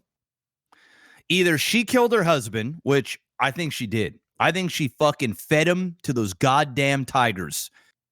And you can always tell with Carol Baskin too when she's lying. She always laughs. She does like this weird laugh. She has a crazy nervous laugh. Yeah. She has a lot of facial tics. Dude. So either she fed him to the tigers, which I think ultimately she killed her husband and fed him because he was going to leave and she was going to lose her precious kitties and everything else, and she wasn't going to get anything. So she did whatever she had to do because she's crazy and she had to do it for the kitties, right? So I think that's what happened. Or this guy straight up, because he had like a mistress or whatever in Costa Rica, disappeared. He either just said, "Fuck this, I'm going to Costa Rica. I'm creating a new name, a new alias. I'm gone. She can have whatever. I'm out of this life." But I'm going with the first one. I think she fucking straight up killed him. Dude. Fed him. The craziest thing about her, honestly, I mean, it's at no point when she's discussing any of this, if her husband was truly killed and disappeared, there, like, at no point, even when it was like the footage of it, like days after it happening, just like she never sounded sad. There was one clip that they showed where she was crying, and then every other clip that was like within a week or two of it happening, or a month even, there was like it was the same like weird fucking like, and you know what it felt like watching to me? It felt like watching the fucking O.J. Simpson trial, where Carol would come out at the end of all this and said, "If I did it," and wrote a book, and fucking put that shit out because This is how I do it. Because when she was asked about when Joe's tiger went after his foot and was dragging him across the fucking cage with I think it was one of the tigers or a lion. I can't remember what now. I think it was a tiger, and he was in there with like 5 fucking tigers. And the tiger all of a sudden starts. You can watch this tiger like sniffing his foot and shit, and like weird. There's no reason for the tiger to focus in on one foot specifically, and it is. Yep. And latches on and starts dragging him across the fucking, and all the other tigers come in. And I was sitting here watching, am I about to see a man's get fucked up like something fierce right now? They're about to fuck him up raw. And he's like a cripple. He's got his canes. He's like beating the tiger with a fucking cane. He gets his gun. He gets his gun out. He gets his gun out like he might actually have to shoot one, which in that situation, I would have already shot one. The fact that he didn't shoot one there, it's impressive. Blows my fucking mind. To him. Kudos to him. And when they talk to Carol and talk to her about that incident, and she literally outlines exactly what she was like, no, it couldn't have been cologne. What you'd have to do is, and then like sardine, she was like, you'd have to coat a shoe in sardine oil or some shit. And then they absolutely go after it because if they smell perfume, they just back the fuck off because it'd fuck with their nose. And I was sitting here going, I'm watching O.J. Simpson outline how he'd do this shit. And then having the judge, jury, and executioner going, okay, Joe, you're fucking going to jail. No. Crazy. This is exactly what they would have had to have done.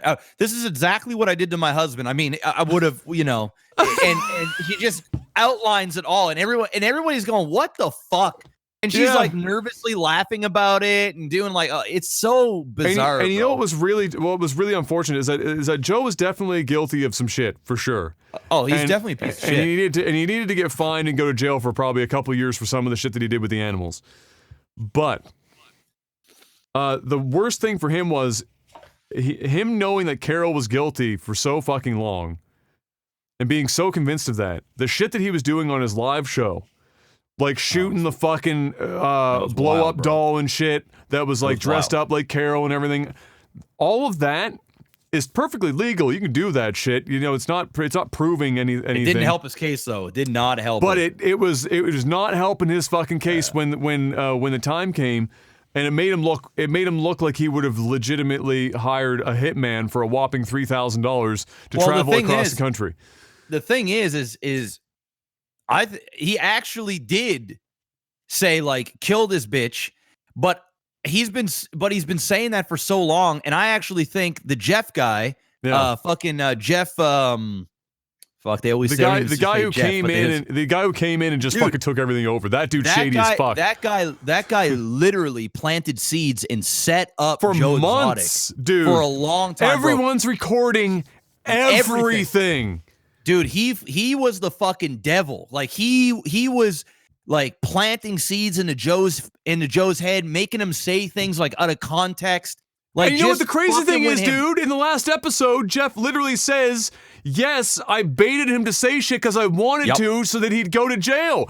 He literally said that. He says it. Out loud. Yes. On camera. Yes. And he's not in like any shit. Like, are you serious? Yeah, it's crazy, bro. What? It's crazy. And the alibi that they went with was Jeff's partner, who was like a meth head dude with a teardrop fucking tattoo, come out of jail like he's already killed a motherfucker, and they work together, and he pays him like $0.00 to do all of his manual labor, and the feds were like, yep, that's a fucking rock solid. What? Dude gets $3,000 to drive across the fucking country to kill somebody? That ends up fucking a whole bunch of prostitutes doing blow and doesn't even make it there and goes, fuck it, man, my money's gone. I'm just going back. Fuck this. What the fuck? Dude, it's one of the craziest shows I've ever it's the best reality I've ever seen. And the greatest thing about it is there's two things. Number one, he doesn't sing his own songs, which is fucking hilarious. I found that out like episode 3. When I found that out, dude, the show just became 10 even out of 10 better for me. Yeah. It's just incredible. Even better. And the other fuck. There was something else that I lost my train of thought. Fuck. There was one other thing about the show that was just so this wasn't what I was thinking, but the other dude that had the other zoo Doc? That had the cult. That had the fucking Doc. cult. Yes, he's got a harem of women that he pays nothing, and they do like 16 hours of work a day, 7 days a week. And he's like a yoga guy, and he's like, touch my penis to become enlightened and shit. Bro, this is the craziest shit I've ever seen in my life. And you know what the crazy thing about that guy was? So he had done so many camera interviews and everything that he was basically directing everything as it was happening. It was the most fucking, like, he actually has a harem, guys. And one of the girls got out like it was the fucking like a cult. And she got out and she's explaining all this shit, and he even admits to it. He's like, yes, wives, yes, this is a lifestyle. This is our thing. We live for these animals, and then we go bang in our fucking treehouse or some shit. It's just fucking like, The whole thing too. And I he went got back. all these. They're all young girls. Like he was like basically he's Predator, getting them at, like, 19-year-old, 16 years old, fucking coming in, like auditioning them to come in and shit, you know. And then like they're losing their virginity to him, and he's like feeding them like fucking. He controls what they eat, what they how long they work, what they wear. You know who's fucking Which who. you know what's just as crazy? Joe did the same thing, but with men. Yes, with boys. Yes. Took straight dudes, meth addicts, and was like, "Hey, how about you marry me and suck me off? I'll buy your meth if you marry me. I'll give you meth. I'll give you meth." And then the meth head was like, "Yeah, this show is the greatest show of all time. And it's the most American fucking thing I've ever seen. Yes, it's a bunch of meth head, loony, hippie, drug addict, even tiger hoarding, murdering." He ran for presidency, man. Yes, and governor. And governor, dude. I thought, okay, when the guy that ran the campaign, like the dude, like the dude that ran the campaign, I was like, okay, this guy's kind of normal. He's the most normal person. But then he was normal. But as the show kept going, it's like crazy started to rub off on this guy. Like he started to go crazy. Like he started to like turn into his surroundings. The dude literally blows his face off in front of the guy. He's like, "What the fuck?" Dude commits suicide 3 feet from him, and he's sitting there going. And when he points the gun at him and shoots at him and says, "Don't worry, it's empty." Well, he does that all the time, but that day it wasn't. That day it wasn't. And then he fucking shoots himself in the head, and the guy, and it's all on camera. It's like, what the fuck? The guy's like, "What the fuck?" And then they have a funeral, and Joe Exotic is fucking thanking him for all the times he touched his balls and shit. And he starts fucking singing, bro. The show is crazy. You can't make it up. And the best part about it, the absolute best part about all this shit is if you go to their fucking YouTube channel, bro. And this is how you know that this show isn't even made up. Like this is just reality, bro. You can see all of it. You can go back like watch it all. 10, 12 years and watch him do all this shit to like no viewers. This guy was literally living and trying to become a celebrity, and it's so crazy. Here's the fucking somebody asked. I'm glad you asked that, TX. Who is the most normal person? To give you an idea how crazy this show is, you know who the most normal person is? A woman that worked for Joe that in the first 2 episodes got her arm bitten off. Ripped off by a tiger, and she was the most normal person on the entire. It's a he. Oh, it's a he. It's a he. Are you sure? You know, I'm pretty sure. Are you positive? Either way, that's the most normal person. I'm pretty sure. The person who got their arm ripped off and then went back to work a week later. Yeah, and they're the most normal person.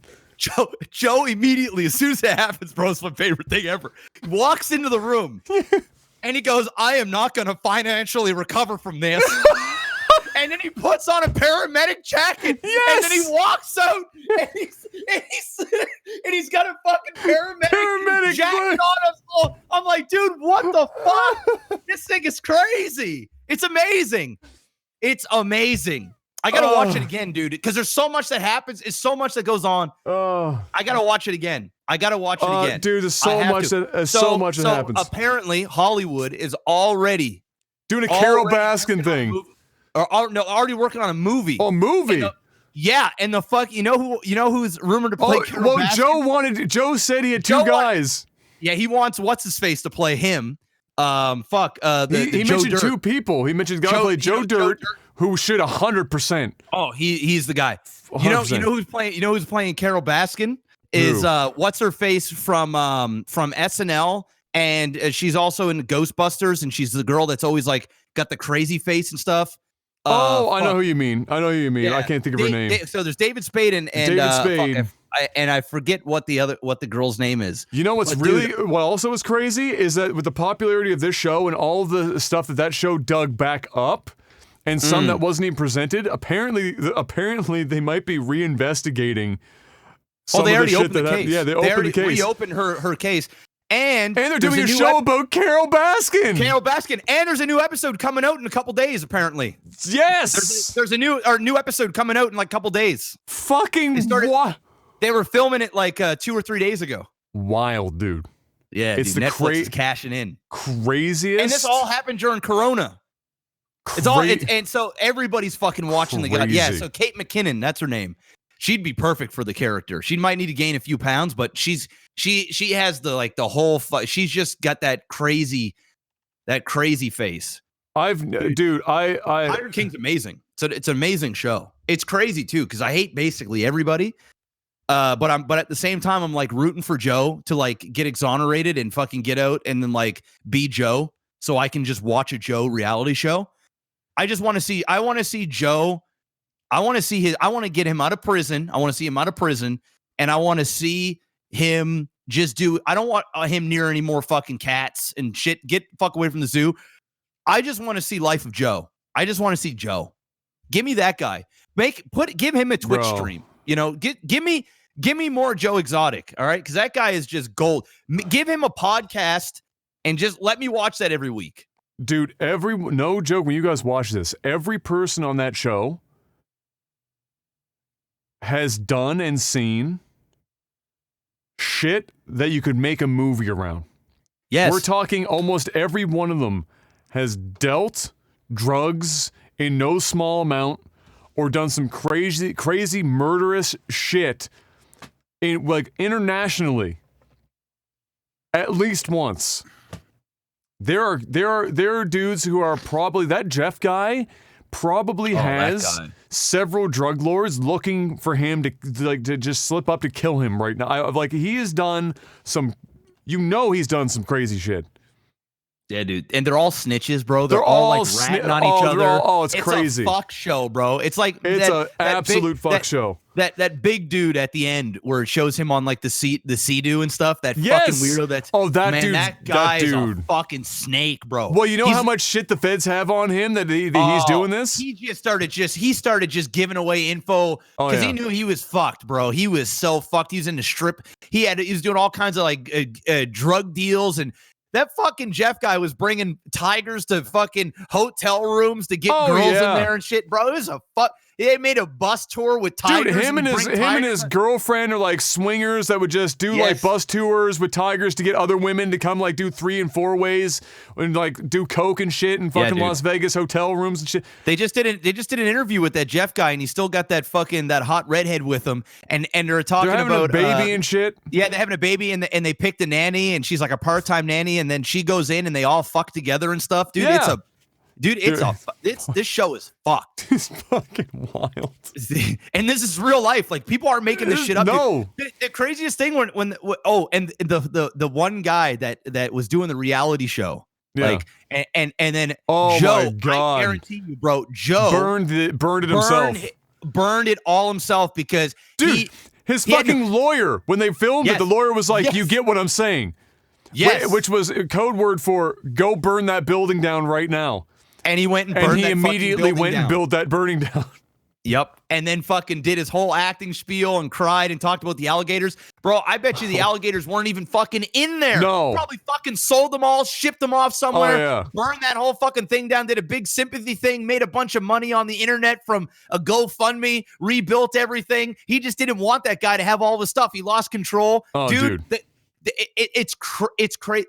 It's one of the craziest things because just when you're like really rooting for Joe, he and does you're like, some stupid shit. Yeah, it's like everybody's fucking him, but then you realize like he ain't stupid. No, and he's fucking people right back. Yep. And he's playing the fucking game. Yep. And it's literally Game of Thrones, but hick fucking zoo version. It really is. People are dying. Joe probably deserves like $250,000 fines and 10 years in prison, but 22 years for like and the murder for hire is just not it. And then watching Carol fucking get away with this, and then him and her and her fucking whacked out current husband, who by the way, oh man, looks like the poster child for fucking Stockholm syndrome. Yeah, that guy's either been drugged. Or she's just like he's scared that she's gonna kill him. Kill him. That's probably it. She probably threatens him. She probably like subliminally like says shit to him and looks him dead in the eye and does like the weird laugh and it's like, yeah, I'll fucking kill you. Yeah. And he's probably like, fuck. She'll fucking kill me. Like It's crazy, dude. I Oh love my it. god, definitely watch it. I need a Carol Baskin show. That's what I need. Bring it to me. And 'Cause Joe, that bitch is just to nuts. cap this off, Joe, now that he's in jail, and he gave the full all 19 counts, he got fucking wrecked. All 19 counts, he got fucking They threw the book reamed. at him. They threw it at him. Well, that's what happens when you fuck with animals, bro. Yeah, They're gonna you get fuck with people don't care. You fuck with animals, they will put you away for 5 lifetimes. Bro, he could have killed 15 people. He wouldn't have gotten 22 years. He calls up PETA and says, "Hey, you want to fuck up Carol Baskin?" And PETA's like, go. "I'm listening." He goes, "All right, guess what? I'm gonna give you everything on them and 35 other individuals." Yeah, bro. In the game, I've got a fucking storage locker full of receipts, records, entire computer towers with hard drives and everything on 35 people in this game that you want to fuck on. Yep. And since I'm fucked and I'm in here for 22 You're years, all going down with me. You guess what? If I go down, everyone's The shit's coming down this rabbit hole with me. They go over to the storage locker, and that dumbass opens up the book, and he just starts reading off the stuff. He's like, dude, shut the fuck up. Close that fucking shit, you dumbass. He's just like reading it off in front of everybody. It's like, what the fuck are you doing, man? It's so good, bro. It's so good. It's so good. If you guys want to wait and see, there's going to be a lot more trial happening in the next couple of years with this, and some people are gonna get fucking wrecked. Straight up. Straight it's up. rumor that Jeff is Carol Baskin's first husband that she escaped from, and she brought him in to get rid of Joe. Could you imagine? Oh my god! That's the big twist. You know what? At this point, Hey, I believe sounds about honestly, right. Dude, it actually sounds about right. Sounds about right. It actually sounds so right. Turns out Jeff is Carol Baskin's brother. You know, Dude, and he's fucking Carol's in there. brother is a fucking cop. Isn't that insane? And he was part of the he's the covering fucking shit up, bro. He's literally covering shit up. Covering shit up. He's got her own brother doing an investigation. And she's like, "Oh, I haven't really talked to him since I left the house at 18, and it's with fucking we ain't buying it. Really? We ain't buying it. Oh, you killed your husband and you broke him off a nice chunk of money, dude. His fucking. It's not reality TV. It seems like reality TV. This is just reality. It's a documentary. It's a documentary. It is a thing. It went through the FBI. This is not a fucking reality show. This went through the feds over years. These aren't actors. These are people. Even the family. So when they were interviewing the family, the old wife, and because her ex-husband was like cheating on her with the younger girl, and they were all like, dude, he fucking killed my father. He killed, and they're all like telling all the shit that's been going on, and they all know what the fuck is up. Those are the only people in the show that actually like seemed real and had emotion. Yes. It was like, this is crazy. Like they were like, this is fucking crazy. And we're all like, yes, this is crazy. And it's happening. It's happening. It's real. It's real. It's fucking real. Dude, and then she was like symptomatically bribing or what's the word I want to use? Blackmailing each one of the family members out of money. She was holding the fucking She was holding all of the. She went in, stole the records. Yes, stole the records. She cut the locks, stole the records, and burned everything, and disappearance. It changed literally. It says in the event of my disappearance, which nobody has ever written in a will in the history of ever. Ever. In the event of my disappearance, Carol gets this shit, and the rest of the family gets like this dog shit that nobody wants. And then there was like a waiting period, and then like she waited the whole thing to fuck over the family, and then like a day later took everything. Dude, that bitch planned all that shit out. I don't give a fuck what anybody says now. She killed her husband. There's no way in fuck, bro. Everyone's guilty. Everyone on that show, except for the poor bitch that lost their arm. Everyone else, dude, it's fucking wild. Is guilty of more than one thing. They're all fucking guilty. All of them should probably be in jail. God. But it's just like, my God, it's the craziest shit. I love it. I actually It's got to watch it crazy as again. shit. I got to watch it again because it's all like so much happens. I almost forget how crazy the show really is. Because so much happens, you forget like all the shit that happens. Didn't I tell you when you watched the first episode? I told you that shit was gonna get fucking wild. It just gets and crazier and crazier. You can't even believe it. Like Yeah, this can't be real. The campaign manager is clean, for sure. And then the girl or guy or whatever that got their arm ripped off. Also, yeah.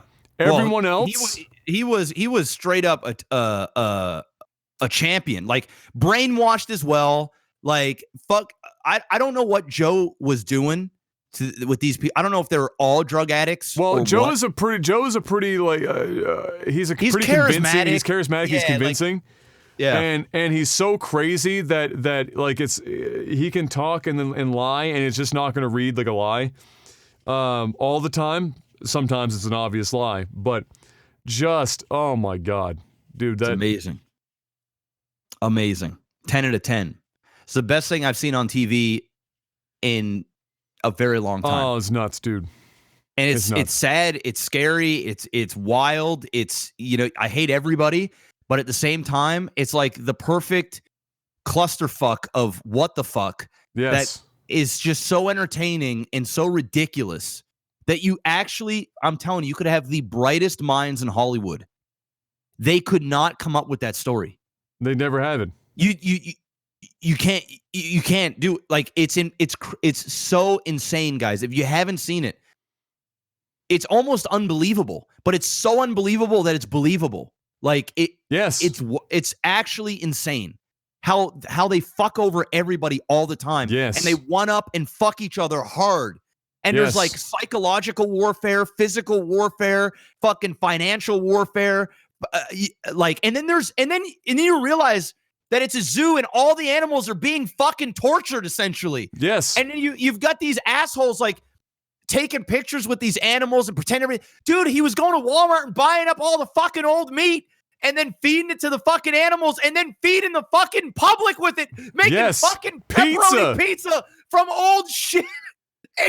Dude, you can't make it up, bro. You can't make it up. The workers would go in and that would be their lunch. That'd be their lunch. That'd be their lunch. That's what they feed them on.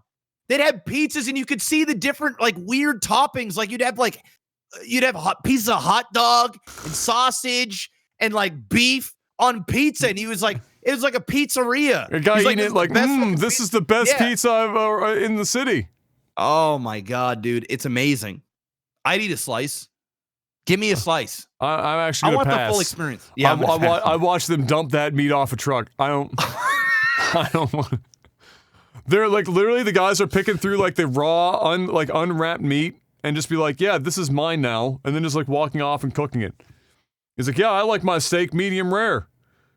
I was like, oh, bro. You could look at the pizza, dude, and the pizza looked like the food was moving on it. Like it didn't even. It was bizarre. It was bizarre. Holy shit! I love it. Fucking Tiger wacky. King. I could talk about Tiger King forever. It's time. It's tech support. There we go. Aaron Carter, with everyone stuck at home due to Space Godzilla, are you experiencing an increase in your Twitch viewership? I've got about a 30% bump on mine. Yeah. Yeah, when I'm playing Grand Theft Auto, I've been playing some Valorant. With everybody's playing. Yeah. But yeah, I would say definitely so. I think last month my viewership was up over March. It's probably been up 30% as well, 25-30%. Yeah, it's about 30%, somewhere around there. That's because everyone's stuck at home. They're all like, I mean, shit. I had 100 people watching me play 6-hour game Monopoly. The dream. So if you're looking for like how desperate people are, I mean, in fairness, it was the craziest game of Monopoly possibly ever played, but still.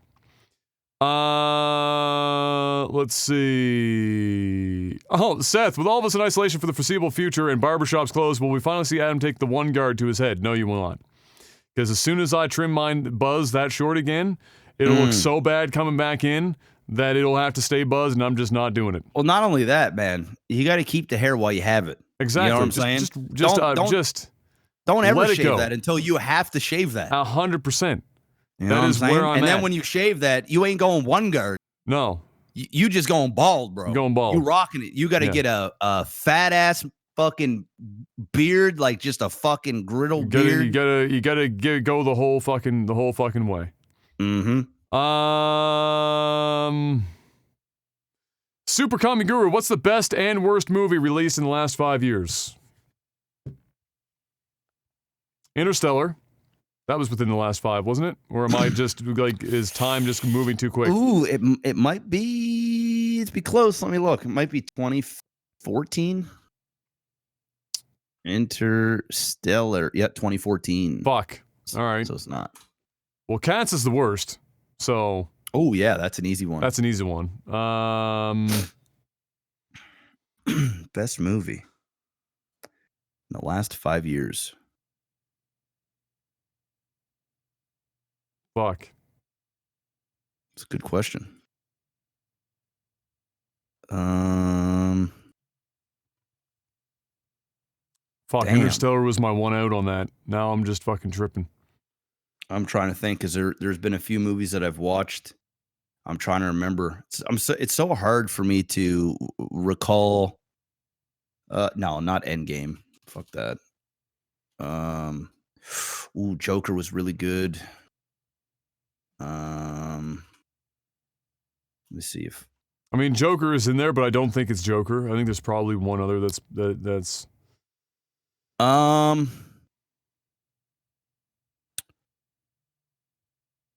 Ooh, my. It'd be too hard for me to pick one. I'm just looking at the top 10 movies that came out on IMDb, and none of them. I would say out of the top movies, the top 5 or 10 that I see on IMDb, I would pick Hacksaw Ridge. That I'm seeing on there. But fuck, there was one movie that I saw. I feel like I'm forgetting a movie, which is why I'm looking through these right now, trying to see if I can like jog my memory. I feel like I'm forgetting something. Hacksaw Ridge was really, really good. Kind of want to watch it again. I don't know. Let me think about that some more. Parasite, that was good. I didn't see The Lighthouse yet, actually. I should probably watch that. Yeah, I haven't seen it either. I've been waiting to try and figure out where. I think I can rent it, but I really don't want to spend my entire month. Whiplash. Did you see Whiplash yet? No. I don't even know where I can watch it. Oh, man. I don't even know where I can watch it. You got to get on that Plex hype, man.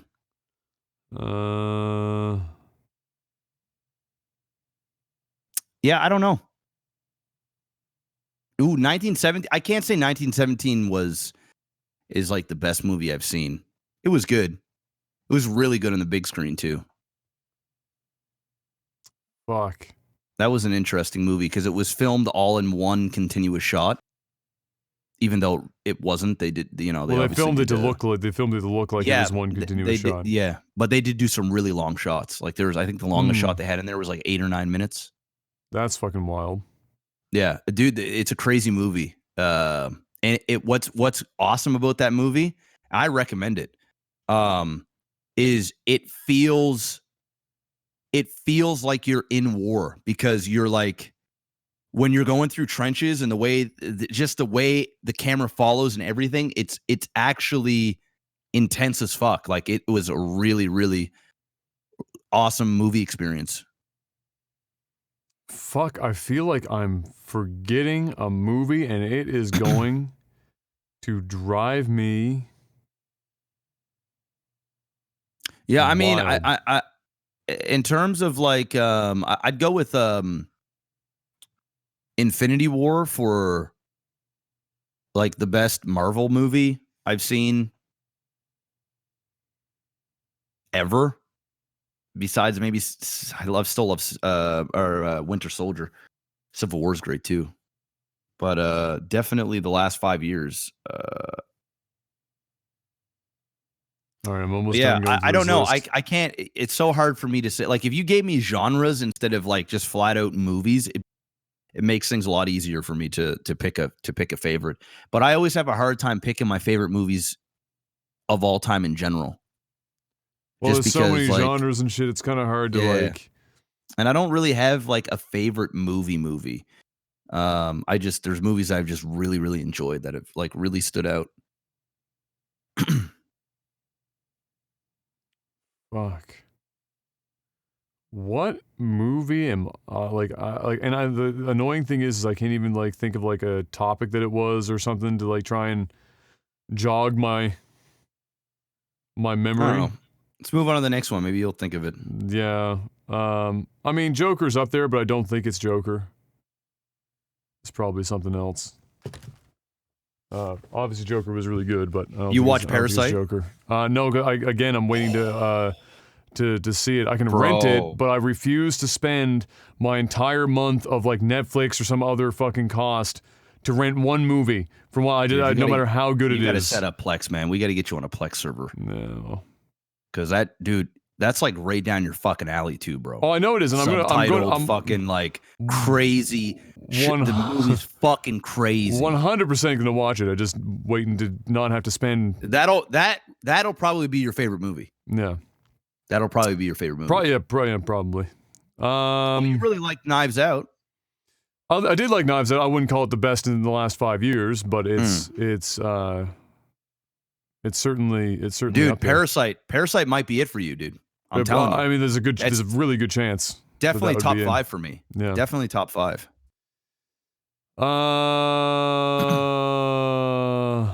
What is the closest thing to real magic? Asks 8910. The closest thing to real magic is mothers that can do everything. There are mothers that are good mothers, but you know they fucking struggle through it, and then everyone has a couple moms that they know, whether it's their own or even somebody that's a new mom, like Wayne's wife, fucking Amanda.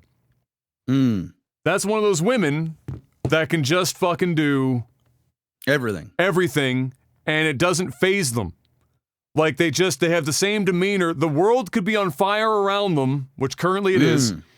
And they've got 87 children, and they've got 3 jobs, and they still manage to clean the house, do all the work, raise the kids, treat everyone when they're sick, and still not be a grumpy asshole at the end of the day, and still manage to get in their sleep. There are a small group of women that are in that category, and to me, that's fucking sorcery, because I can barely get up and have the energy to spend 15 minutes on a treadmill and still get to work on time, let alone do all of those things. That's fucking magic to me. It's pretty magical. It's fucking magic to me. Damn. Picked a pretty good one. I mean, otherwise, it's just like the more advanced the technology is, obviously, the more it seems like magic, right? I mean, that's just kind of the reality of it. Yeah. Yeah, I don't know. I mean, closest thing to magic.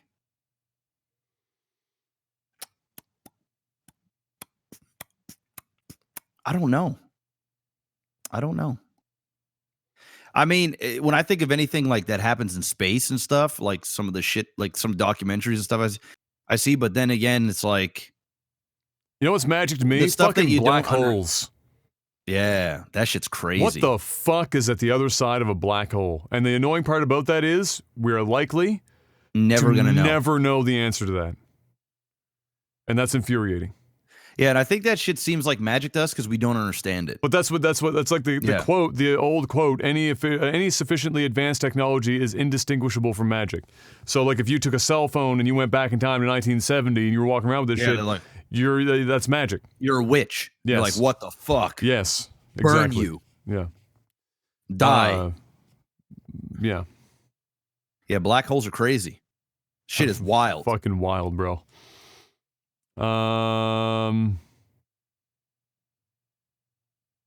Maybe one day we'll get a camera in there, you know? One that just won't like get sucked down and destroyed into about a bagillion pieces. No, well, the problem is that it extrudes everything out, like even light. It extrudes even light. So, like, what the fuck? How do you get in there? How do you get in there? Where does it go? Where does it go, Adam? Fuck if I know. You got to watch Interstellar to find out. Fuck if I know. Interstellar. Watch Interstellar. That's right. That's the closest we've gotten. Volkus, tech question. What was the most annoying bug or issue you've ever had to chase down and fix? Bug or an issue? That you've ever had to chase down and fix. It just was a pain in the ass. I don't know. I remember when I first had a computer built and one of my memory sticks were bad and I was blue screening all the time. It was pretty fucking salty. And then eventually we just tested one stick at a time and found out there was a dead stick on a new computer. Took that back. Problem solved. How about that beep on Jeff's stream years ago? Oh my god, that beep. When you let that beep go on for ages too, bro. Yeah, what the fuck was that anyway? Fucking hell. I don't know, but that shit went on forever. Yeah, what the fuck was that from? I think it was from my mixer. I forgot about that. It was your mixer was just doing some shit. Yeah. That was rough. For me, it was like recently getting new capture cards and stuff and trying to get everything, a new streaming PC, and then still having like video be stuttery and a fucking mess, and then discovering after an unimaginable amount of hours that it's actually a function of Windows 10 fucking with screen duplicating. Like you have multiple monitors and you're duplicating to like a capture card or another monitor. Windows 10. It's unfortunately a built-in issue that has not been fixed yet that fucks with the frame processing, even if you're matching the ED-ID of both devices. So if you have two identical monitors, it will still fucking do it. It's incredibly annoying. No, it wasn't G-Sync, although G-Sync does have problems and is not a universal fix-all like people are hoping.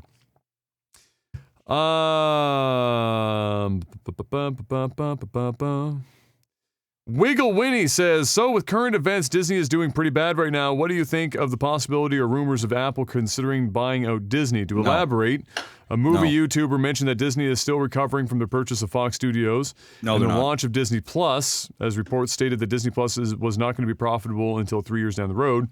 And now with social distancing, they are losing money in their parks being shut down, and they haven't been able to make their money back from the movies they've already produced and promoted, like Onward, Mulan, Fox movies that were made, like Dark Phoenix and New Mutants. Not going to happen. No. Listen, everybody's hurting right now. Everyone's hurting, but Disney? You know, Disney going to be fine. Disney is not getting bought out by anybody. They've got so much fucking liquid cash that they could float this for the next fucking 5 years. Come out on the other end with a free fucking 6 months to Disney World as a come back. Dude, Disney makes endless amounts of money. Yeah, they're losing fuck tons of money, but they ain't hurting. I'll tell you that right now. No. They ain't hurting. Ain't nobody going, fuck, we're going to go out of business, boys. Nah. Will asks, if there were no meat in the stores but there were vegan substitutes, would you buy them or go without? Fucking buy them. Food's food. If I have no other option, it doesn't taste like sawdust, I'm gonna eat it. Yeah. Paul asks, poutine, yes or no? That's a hard yes. Yes. That's a big yes. It just better be done right. Don't fuck around with limp dick fries and shitty gravy and shredded cheese. Just don't fuck around with it.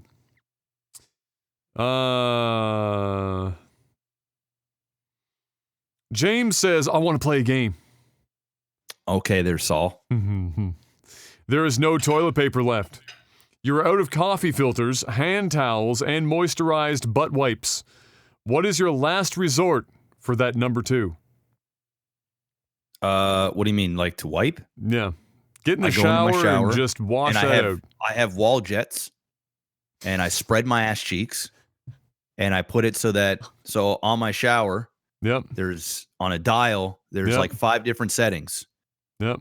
The furthest setting over, there's 3 wall jets, and they actually move up and down each one. Yep. So what I do is I just bend over, I spread my cheeks, and I put it on the full left, Yep. and it gives ultimate pressure because there's 3 different water sources. Straight to the There's asshole. the jets, there's the shower head at the top, and then there's or it's like it's like one of those it's like a big fat shower head. So Yep. it's like one of those It's a rain shower head. rain shower head. And then on the right, there's a regular shower head that's removable that you can, Just move got around. enough shower heads to go through 800 gallons of water in 15 minutes. It actually does go through 800 gallons of water in 15 minutes. But if I put it all the way to the left, It's it just gives going to ultimate one. blast power, just goes to the one. Because when you put it halfway, it'll go to 2 of them. So it'll do the rain shower and the jets, but the pressure won't be as intense. You go full intensive, spread them cheeks, bend over, Blast it. boom, blast it. All the shit particles gone, just like that. I do that now. I save on toilet paper. Boom. I do that now, straight up. Bonus round: duct tape, sandpaper, corn on the cob. Duct tape. For what? For wiping, just not the sticky side. Corn on the cob Yeah, bro. to wipe? Yeah. Oof. Jesus. Duct tape, I guess.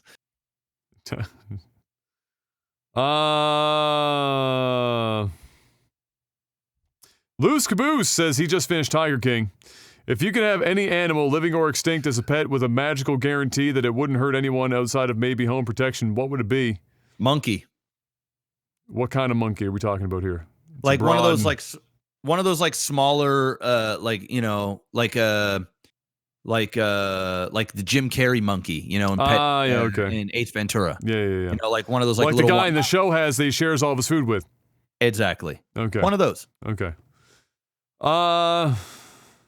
Cuz it's pretty human-like, right? Yeah.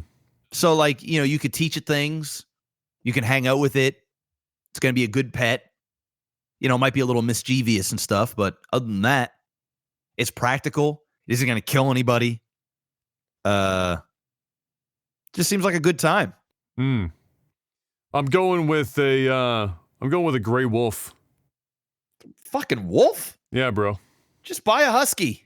No, that ain't. If you're gonna go, if wants a dire wolf. If I get a guarantee that it's not gonna hurt anyone outside of home protection, I'm going. getting a dire wolf. I'm going gray wolf. If anyone comes in the house, they're getting fucked up, and it saves me money on food. Black Jimmy asks, "What do you consider a ripoff yet buy anyway?" A ripoff, but I buy anyway. Yeah, ripoff, but you buy it anyway.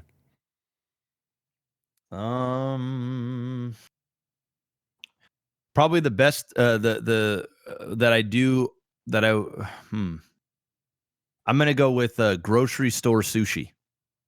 Yikes. Yeah. Because if I'm desperate, if I'm desperate, that is levels which of. There are times where I just don't have enough time. Yeah.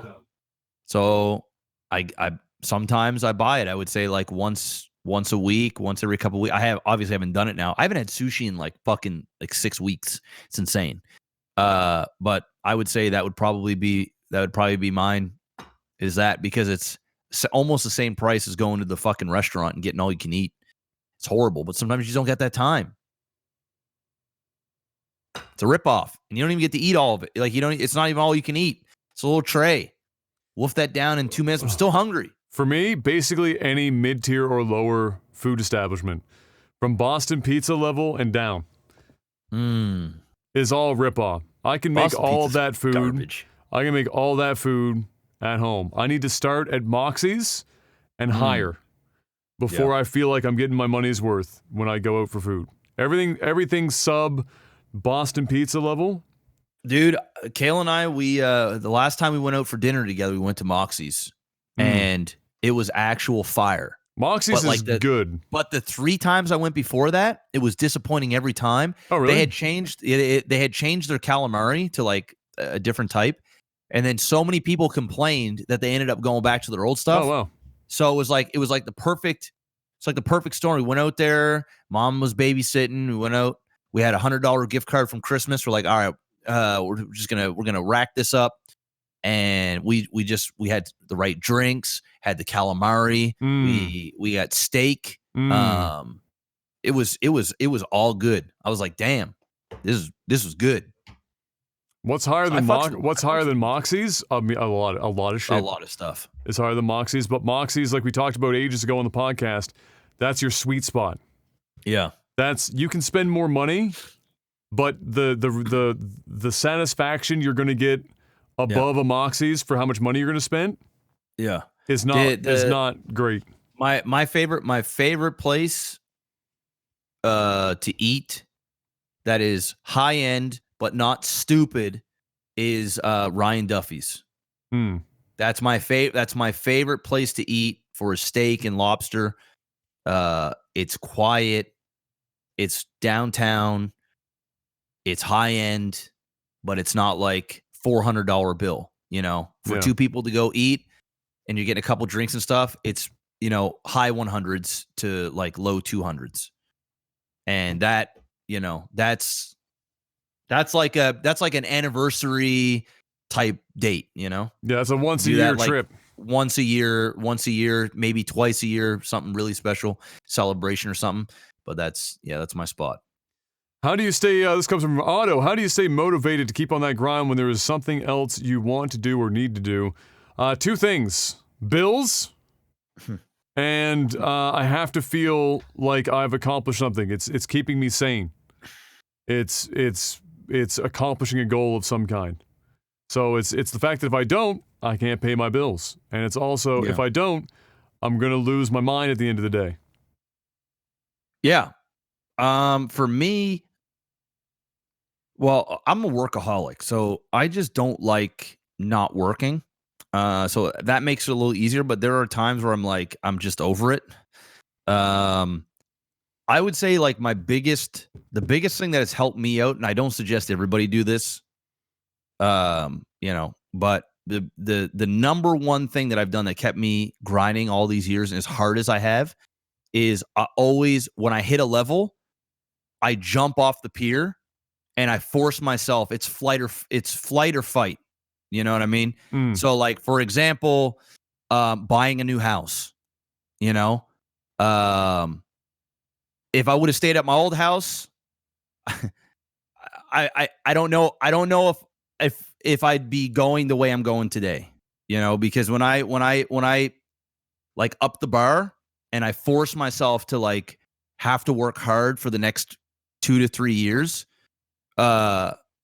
it just forces me to do it because I know like bills. It literally, so like as weird as it sounds, weaponizing your bills. That's literally it. So like if I run out of bills, I give myself bills, but I do it in a way that is like it's good productive bills. So like it's not like I just go out and buy a new car and like do a fucking car payment. But like, for example, like a rental property or my principal residence or whatever, I do that. And then, it forces me to go because I can't fuck around anymore. I got a son, I got a wife, I gotta work. Right. So that's pretty much it. If I would have stopped a couple houses ago, I would have probably could retire, Probably. or like, fucking, make X amount of money a year and just fucking float. Who cares? But when I jump into the deep end, it forces me to go hard for at least 2 more years. And then we'll see what happens like another year and a half from now. I won't buy any more houses, but not for me. But like, what will then be the next thing that'll drive me to go fucking, harder? That's pretty much it. Maybe it'll be another kid. Maybe I'll go, you know what? I'm starting to float again. I'm getting too comfortable. I'm getting complacent. I'm starting to slack. Next thing you know it, I'm filling my wife up. Next thing you know it, she's pregnant and I'm going, fuck. Now I got 2 kids. I got to fucking go hard. That's the type of shit that I do. And I wouldn't be surprised if I don't do that. I honest to God, I'll be planting seeds in my wife literally and subconsciously I'd be like, hey, how would you like another? You know what I'd really love right now? A daughter. And the next thing you know, and then the next 9 thing you months know, later, and then I'm going, fuck, I got another kid to put through college. I got another mouth to feed. Let's go, go, go. That's what I do. Sometimes you gotta do that. Sometimes you gotta do that. Alexa asks, what are your guys' thoughts on Bernie Sanders dropping out of the presidential race, confirming it's going to be a Trump versus Biden? Say that again. What are your thoughts on Bernie Sanders dropping out of the presidential race? This just happened like the other day. Oh, it's over. And confirming it's Trump versus Biden. Oh, it's over. Trump's winning. Biden has got like dementia. It's over. It's done. Biden needed to drop, and Bernie needed to run, and Biden needed to get behind him, and the Dems actually needed to run as a party and stick behind one fucking person because they're losing themselves over and over and over again. And guess what? Trump's going back. I hate to get political. It's only because you asked me, but that's what's going to happen, boys. 4 more years. It's inevitable. It's actually inevitable. Biden ain't winning. The only way that 2020, I mean, I shouldn't say the only way because it's finding lots of ways to get worse, but the only way that it gets truly worse is if the cherry on top is at the very end of the year. We're into November. And Trump pulls down another 4 years. It's going to happen. 2020 will go down as one of the worst years in the history of North America. Yeah. It's over. It's all over now. It's my opinion, and I always get reamed for this right now, but my opinion is America currently, and has been for a while, but it's getting worse and worse. America is fucked. Unless you have money and you're white, America is hurting.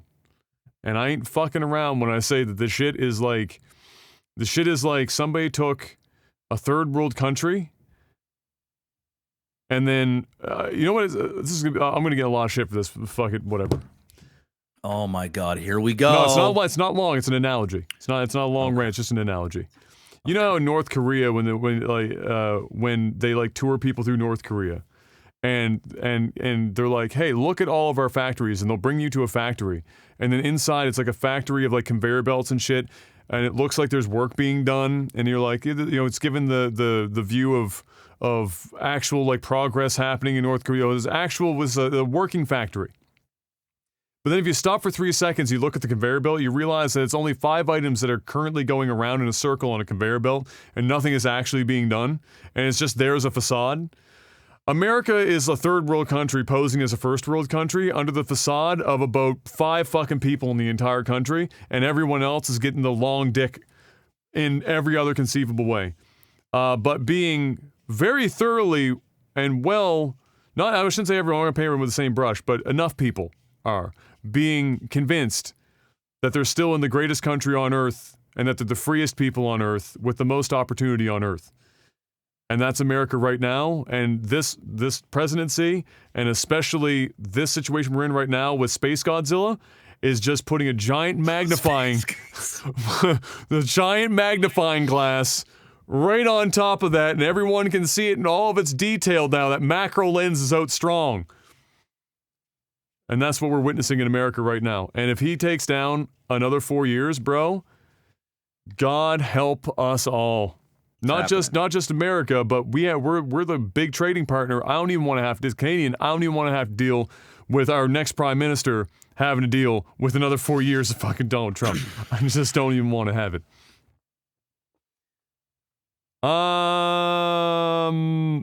Bounce asks, I think this strikes me as a new person here, possibly. Do you think Canada will eventually go into full lockdown mode, can't go outside whatsoever except for groceries, and are you happy with Trudeau's actions so far in preventing the spread of Space Godzilla? I think Trudeau is doing great, honestly. I think Canada's doing great. Are we going to go into a complete country lockdown? No. I actually think, and this might sound crazy, but I actually think the worst, I think we're in it now. I don't see things getting, and I'm not talking about just like virus spread or whatever, but I'm talking about like in terms of what they're asking people to do, like social distancing, lockdown, certain businesses, not, only essential stuff. I think we've pretty much hit the bar, but I think it's just going to go on longer than what people think it's going to go on. But I think Trudeau's doing a great job. I think he's being a calm, but yet reassuring voice for the country. I actually think it's crazy because I'm not a big fan of Trudeau. Yeah, I'm really not. I'm not a big fan of them, and No. I'll be the first to fucking tell you guys. I'm happier than if it was somebody else in that last election, but that was another one of Yes. those like least of the evils. It is what it is. Yeah. This is the hand we're dealt with, and I Yeah. gotta say, I gotta be honest. This is gonna sound crazy, but I feel more American than I have ever felt in my life in terms of patriotic and proud of my country. And I think this is honestly making me more patriotic. It's making me more proud to be a Canadian. It feels good to actually like have a leader that is leading and setting an example and being there for people. It's crazy how easy it is for people to be getting money that need it from our country, and how fast it is to go and get access to those funds. Now it'll be another thing on the other end when people realize they're going to, certain people are getting it when they don't actually have the requirements to, and they're going to have to pay that back eventually. And what's going to happen on the other side of it in terms of audits and stuff, like that's something to do when you cross that bridge in the future. Exactly. Yeah. But I will say, for keeping people calm, Trudeau's crushing it. I'm just going to keep it real. He's crushing it. Has it been perfect the whole way through? No.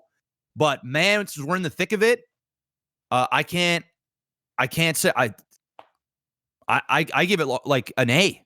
The only thing that I wish that I could say that we could have done better, I'm gonna give us a B+, because the only thing I wish we do better was that if we had acted earlier. But just like some other just like the States, we waited way too long before we actually started doing anything when we had the knowledge about it from other countries. We should have acted way earlier and been cooperating and working with places like South Korea, which we are now, way faster than we did. And this situation we're in now, which is in Canada, still tame thanks to the spread of our population and the number of our population, could have been infinitely better than it is now. So I'm giving us a B+, because like you said, he comes out every day. He's at his home. He's at his residence, and they set up the cameras outside. He comes outside the residence. He gives like a fucking long ass talk where he answers questions at the end in English and French. In English and French, like he has to as prime minister anyway. But still, both sides. And he and like you said, he's remaining calm, and he's reassuring, but without sugarcoating it too much. Yeah. He sugarcoats it a bit because you have to, because he's gotta. You're trying to it's the great balance of being completely transparent with the population and having everything go fucking haywire, because people get paranoid, like they just run with it. Yeah. And then giving them transparency enough, but cutting back a bit, because they're getting all the information they need to stay safe and to make good decisions, but they're not getting everything so that they freak the fuck out. Yeah. Which is sorely needed from a leader. He could do almost everything else poorly, and if he did just that, it's an automatic C+. It's an automatic C+, just to get to that level. So, the only thing I wish is that, and I don't know if we have yet, I don't think we have, but there shouldn't be a single flight coming into this country. Yeah. The only flights that should be coming into this country are repatriated flights that are government run, where we're bringing people home physically. There is no other travel, period. Yeah. That's the only other thing I can think of, perhaps, that should be happening now and should have happened already, but haven't to this point. Otherwise, I think he's doing, like you said, I agree, doing a great job. Nova Scotia doing a great job. If you want to get even more specific, we're doing a really good job here. We now have testing 24 hours a day out of the QE2. We did 1,000 tests yesterday. 980 actually, specifically 31 I think new cases, which in terms of percentage based on versus tests done is actually getting lower a bit, which is nice. I'm still expecting a spike to happen, but we haven't shot up huge. We've been basically in the same zone of new cases on a daily basis for quite some time. And we've now reduced dramatically the symptoms that you need to get tested, to the point now where we're down to like sore throat, fucking headache. They're just testing whoever. They're basically testing almost somebody anyone. Somebody that my mom worked with, and that she was actually carpooling with, because my mom works at a hospital, was showing symptoms, and he had his tests. I think he got tested, and then within 24 hours, he was told the results, and he was negative. So. We did have our second death today. We had 2 deaths in Nova Scotia. One was a 70-year-old who had pre-existing conditions, and the last one here was in Cape Breton, and it was a 90-year-old lady that had pre-existing conditions. We have, I think, 10 people in hospital. 6 are in intensive. 4 are in ICU, and 6 are just in standard whatever. But man, you go on our government website. We've got daily, almost on the dot, like the hour every day. We get press release. We get updated statistics. We have an app for the province specifically to track the shit. It's crazy. One place on earth I didn't think in Canada anyway that would have had that kind of shit going on is Nova Scotia. Well, we almost need to because, and you know what's more impressive about all this? With Nova Scotia, is the vast majority of people that live here are old. Yeah. And us, we're us in Victoria, we're a high proportion of people with lung problems because smoking is very high here. Lung cancer is one of the main killers here, and so you've got high risk, high age, and at the we same still time. are very we're doing very, very well. So everything is going good here. When I go out, when I have to go to do the stuff that I need to get done. The streets are looking more and more bare every time day. I'm out there. People are really doing their part. I even had to adapt where I had to do virtual tours of my rentals and send those out to potential renters and stuff just to do my part with not having people come in and out. Not everybody, but a lot of people are doing the part. The people that are fucking up, the cops aren't going easy on them either. So they're getting fucked. Well, that's the other thing is that I think it's $1,000 fine, $700 to $1,000 fine for not obeying social distancing if they catch you out. They're pulling over the some, not all obviously, but some people if they're in cars with 3 or 4 people in them. And there's fines levied with that. And if you come home right now, we haven't closed airports, but if you come home and you don't do your 14-day and you're caught out, which people have been actually, some old ass fucking people came back and just went right out. And they got caught and dragged back, you face massive fines and jail time. Yep. So we're doing about as good as you could hope, given how late we started and the funds that we have, at least provincially speaking, to make do with what we've got. I can't give it's thumbs up all around to this point anyway. And today we also announced that we are staying in our lockdown measures again. He didn't say 2 weeks this time. No, he staying put it out to June. Yeah. So he just said June. So it's realistic. That's just that's just. And it's going to go past to June, but it's. Oh, you're fucking right. It's going to go beyond June. It's but a whole year. It's nice that nobody is saying.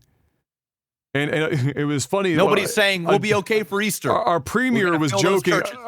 There were jokes about the premier because he wanted to curse on TV, but he didn't. Yeah. And so when he was getting angry at people not staying home, he's like, "You guys are." What did he say? He said, "Stay the blazes home." Blazes home. Yeah. And internally, you could tell he wanted to just say, "Stay the fuck home, you idiots." Yeah. Because you're fucking everyone's day up. Just stay home, you selfish fucking pricks. But the best he could do on live TV was stay the blazes home. I think it would have been perfect if he would have said, "Stay the fuck home." I would have been. I would have been clapping. Yes, dude, you're getting my vote. Yeah, you're getting back in. And the shit would have went viral as fuck too, right? The message would have stay the fuck home. Stay the fuck home would have been straight up trending for days. But instead it was stay the blazes home. Yeah, it's fucking wild. So yeah, I'd say good job all around so far. We're doing a good job despite the late start. Doing well.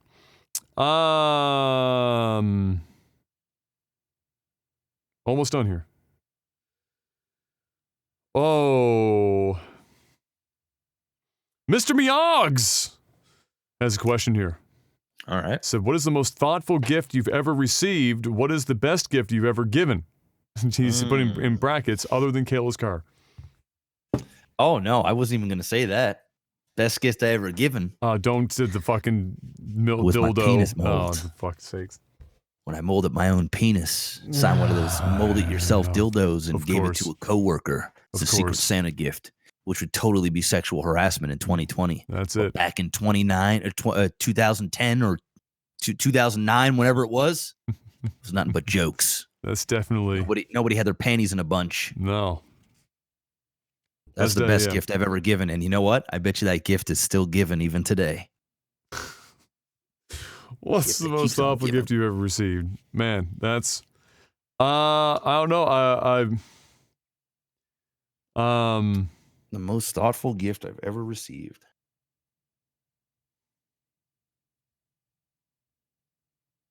I mean,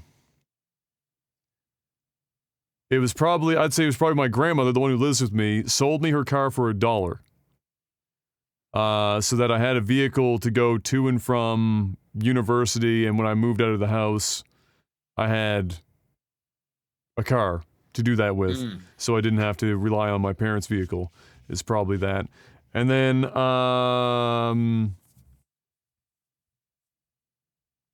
the best gift I've ever given. Wow.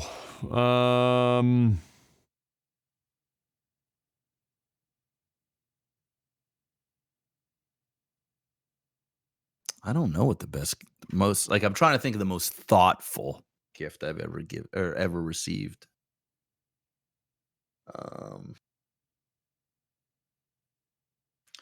All right. I don't actually think of it like all my gifts like that. I always put thought into the gifts that I give people. Kayla.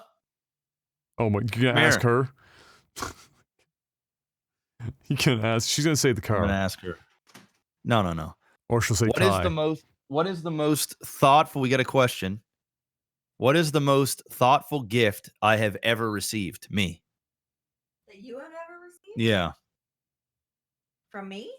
Just in general. General? Well, Kai doesn't really count. I'm talking about. You know, I gave you your son. I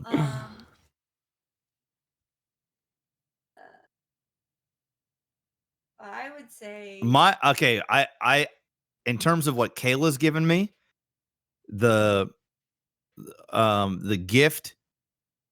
Oh, there's two. Which one would I think would be more thoughtful? Man, I'm okay. There's two. So the one that holds more sentimental value in terms of thoughtfulness would be the jersey you bought me. I know it seems small and stupid, but I have a jersey, right? It's a Syracuse jersey. Oh. You still didn't know it? Yeah. I have a Syracuse jersey that I wore for years and years and years, and I don't know what happened to it. I think I lost it in travel or something, and I had it since Kale and I have known each other. My dad had brought it back from when he went to a basketball game.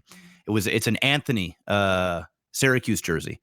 So anyway, I had lost it, and Kayla at the time they didn't make the jersey anymore, so she had to go on like eBay and bought me somebody's used jersey. Like it was like in brand new. Yeah, but I mean, somebody wore it, you know. But anyway, I still wear that jersey like probably 3 or 4 times a week, even now. You do. So yes, and you see me up with it on all the time. So that's that. In terms of funnest gift and thoughtful, like in terms of one that she was listening and then she ended up getting it for me, is my Virtual Boy. Yeah. Of course. Because I collect all kinds of games and I got systems for all kinds of everything. And I always been looking and searching for a Virtual Boy, a working one. Because you were looking at that one at the. Yeah. And I always wanted one. And then she ended up surprising me one for Christmas. And she had a custom one so that it doesn't take batteries. So you can plug it into the wall. And then because the old Virtual Boy, the batteries, they fucking burn up in T-2 seconds. But I have that on display in my display room, in the other room, in the case. So I would say that's probably the most thoughtful one, but the one that I like the most is the jersey. That's where I'm at. For what I've given, I'd say probably, and it's You're all done. and it's recent, is and unfortunately it was broken when it got here, which is the shitty part. It was packaged amazingly, so it was probably just defective when it was put together. But M loves to write, like handwrite. She fucking loves writing, and she likes writing like fucking just miniature. And she writes down everything. She loves keeping day planners. She loves writing down her daily, like, what she's gonna do, like, work out, have a shower, do, like, her, 3 hours of audio review for her test. Like, she fucking catalogs everything. She writes constantly. And so I went, and I was like, well, what if I got her, like, a really dope pen? And I was like, well, what if she likes writing really small, so what about, like, a fucking, and she's actually, like, a fucking artist, too. She does a little bit of everything. What if I got her a fountain pen? And I didn't know dick about fountain pens. So I spent like a week learning everything there is to know about fountain pens, and then I found one that was like a good, like, price to, quality rate. You don't want to spend like so much money on one, or have one that's like really hard to clean, or you have to spend so much time cleaning the shit. So I found one, and I found it, and it was I think it's called like it's a Century model. It's made in Japan. It's a Japanese pen, and it was an ultra fine tip. Fine tip. Super fine tip. And give my dick a run for its money. Give me a fine tip. And got that, and I got like some ink, and I got thing to clean it out because it's cartridge based and whatnot. And got here, and it was this white and gold thing. And it was awesome. Got it delivered straight from Japan because it was sold out everywhere else. And unfortunately, it was broken, but Rip. That's fine. I got my money back. They gave me all of my money back, which was nice. But I'd like to try and get another one for her at some point. But that was probably it. I got her a nice, like a fancy day planner to go with it. And then we joked the other day, actually, it was like, she's like, I don't know why I need this day planner for 2020. Nothing's fucking happening. We're all stuck inside doing nothing. Like daily we all know planners. how our days are going. Yeah. Just basically wake up, work out. You just get a diary. Study. Yeah, exactly. Day 40 of the quarantine. So that was probably it. The last question. All right. Comes in from Kimmets. Said, considering Space Godzilla, is there anything you think that you've taken for granted? Or is there anything you can think of that you've taken for granted? Me personally, FaceTime with the family, is what he's saying. He's taking FaceTime with the family for granted? For granted, yeah. Because now it's like, now you have to do FaceTime for a lot of them because you don't have like a, yeah.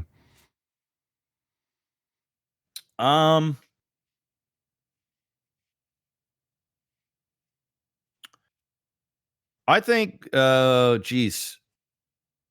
Oh, man. I'm trying not to pick something that's like an inconvenience and something that I'm more of like, can appreciate more. I'm just gonna go out and say it. Fucking grocery store workers. They're probably the people that take some of the fucking most heat just in your daily lives, because everyone's always grumpy when they go fucking grocery shopping, and like they're stocking shelves and you're there and you're like, fucking get out of my way, and everyone's just treating them pretty shit like most of the time. Shit, yeah. I mean, I don't personally, but like I didn't think of like it's one of those roles in society that you don't even fucking think about, and so I'm gonna go with. I always took cleaners for. You can't. If you take cleaners for granted, you're really just lost the fucking net. But yeah, for me, I'll go with during this time. Obviously any essential worker, but I'm just picking one specifically here. That people might not always think about being as essential. People will think about nurses as essential. People will think about public transportation as essential. They'll think about that stuff. Maybe mailmen or something like that, or delivery guys will think about maybe as essential, maybe. But like, not very many people will sit there. Not many people sit there and be like, like Karen who bags my groceries. Yeah. Not that many people will think about that as essential. But so I'm just picking that one. But obviously, all essential workers. I mean, my God, obviously. Something that I take for granted. You picked a good one. Hmm. I can't really go with retail workers now because, you know, you've kind of already picked that. Hmm. I'm going to go with I mean, I never really took nurses and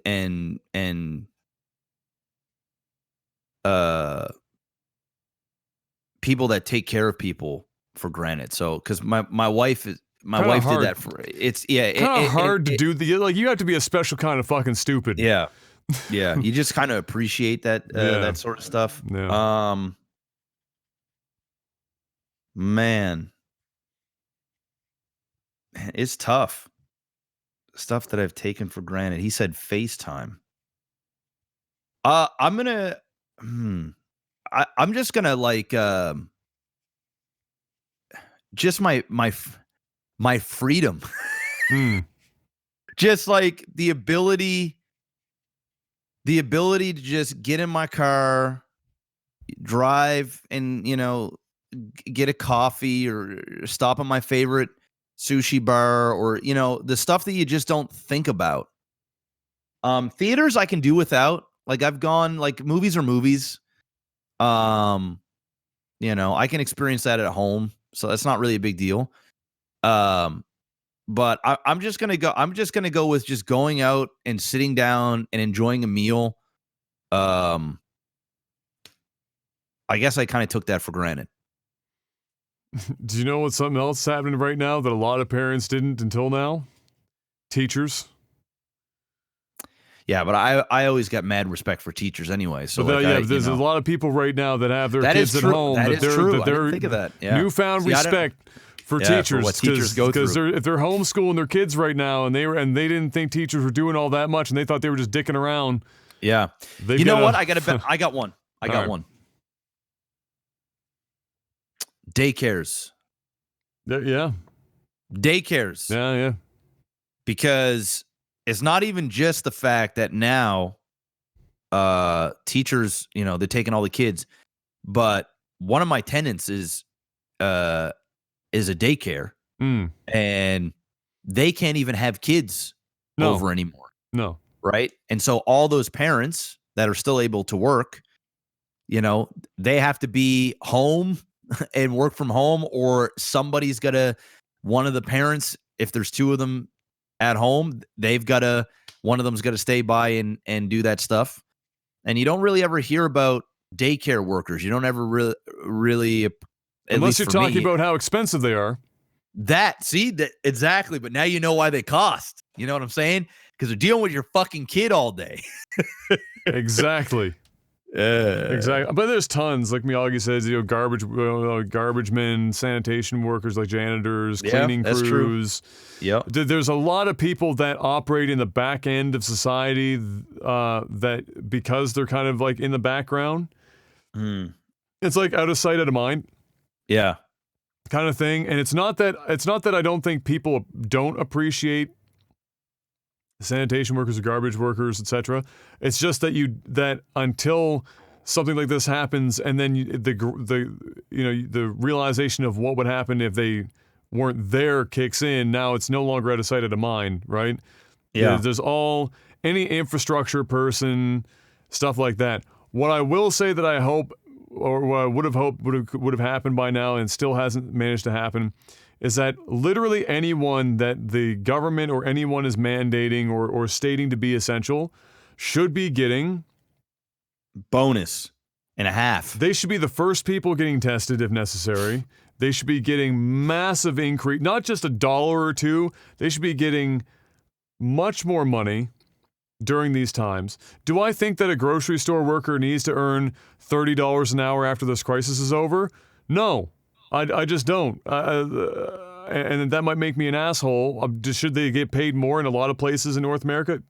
Absolutely. There are places that they get fucking screwed like heroes, or like, but anyone right now that is being forced to work because they're considered essential should be getting hazard pay, and no small amount of hazard pay.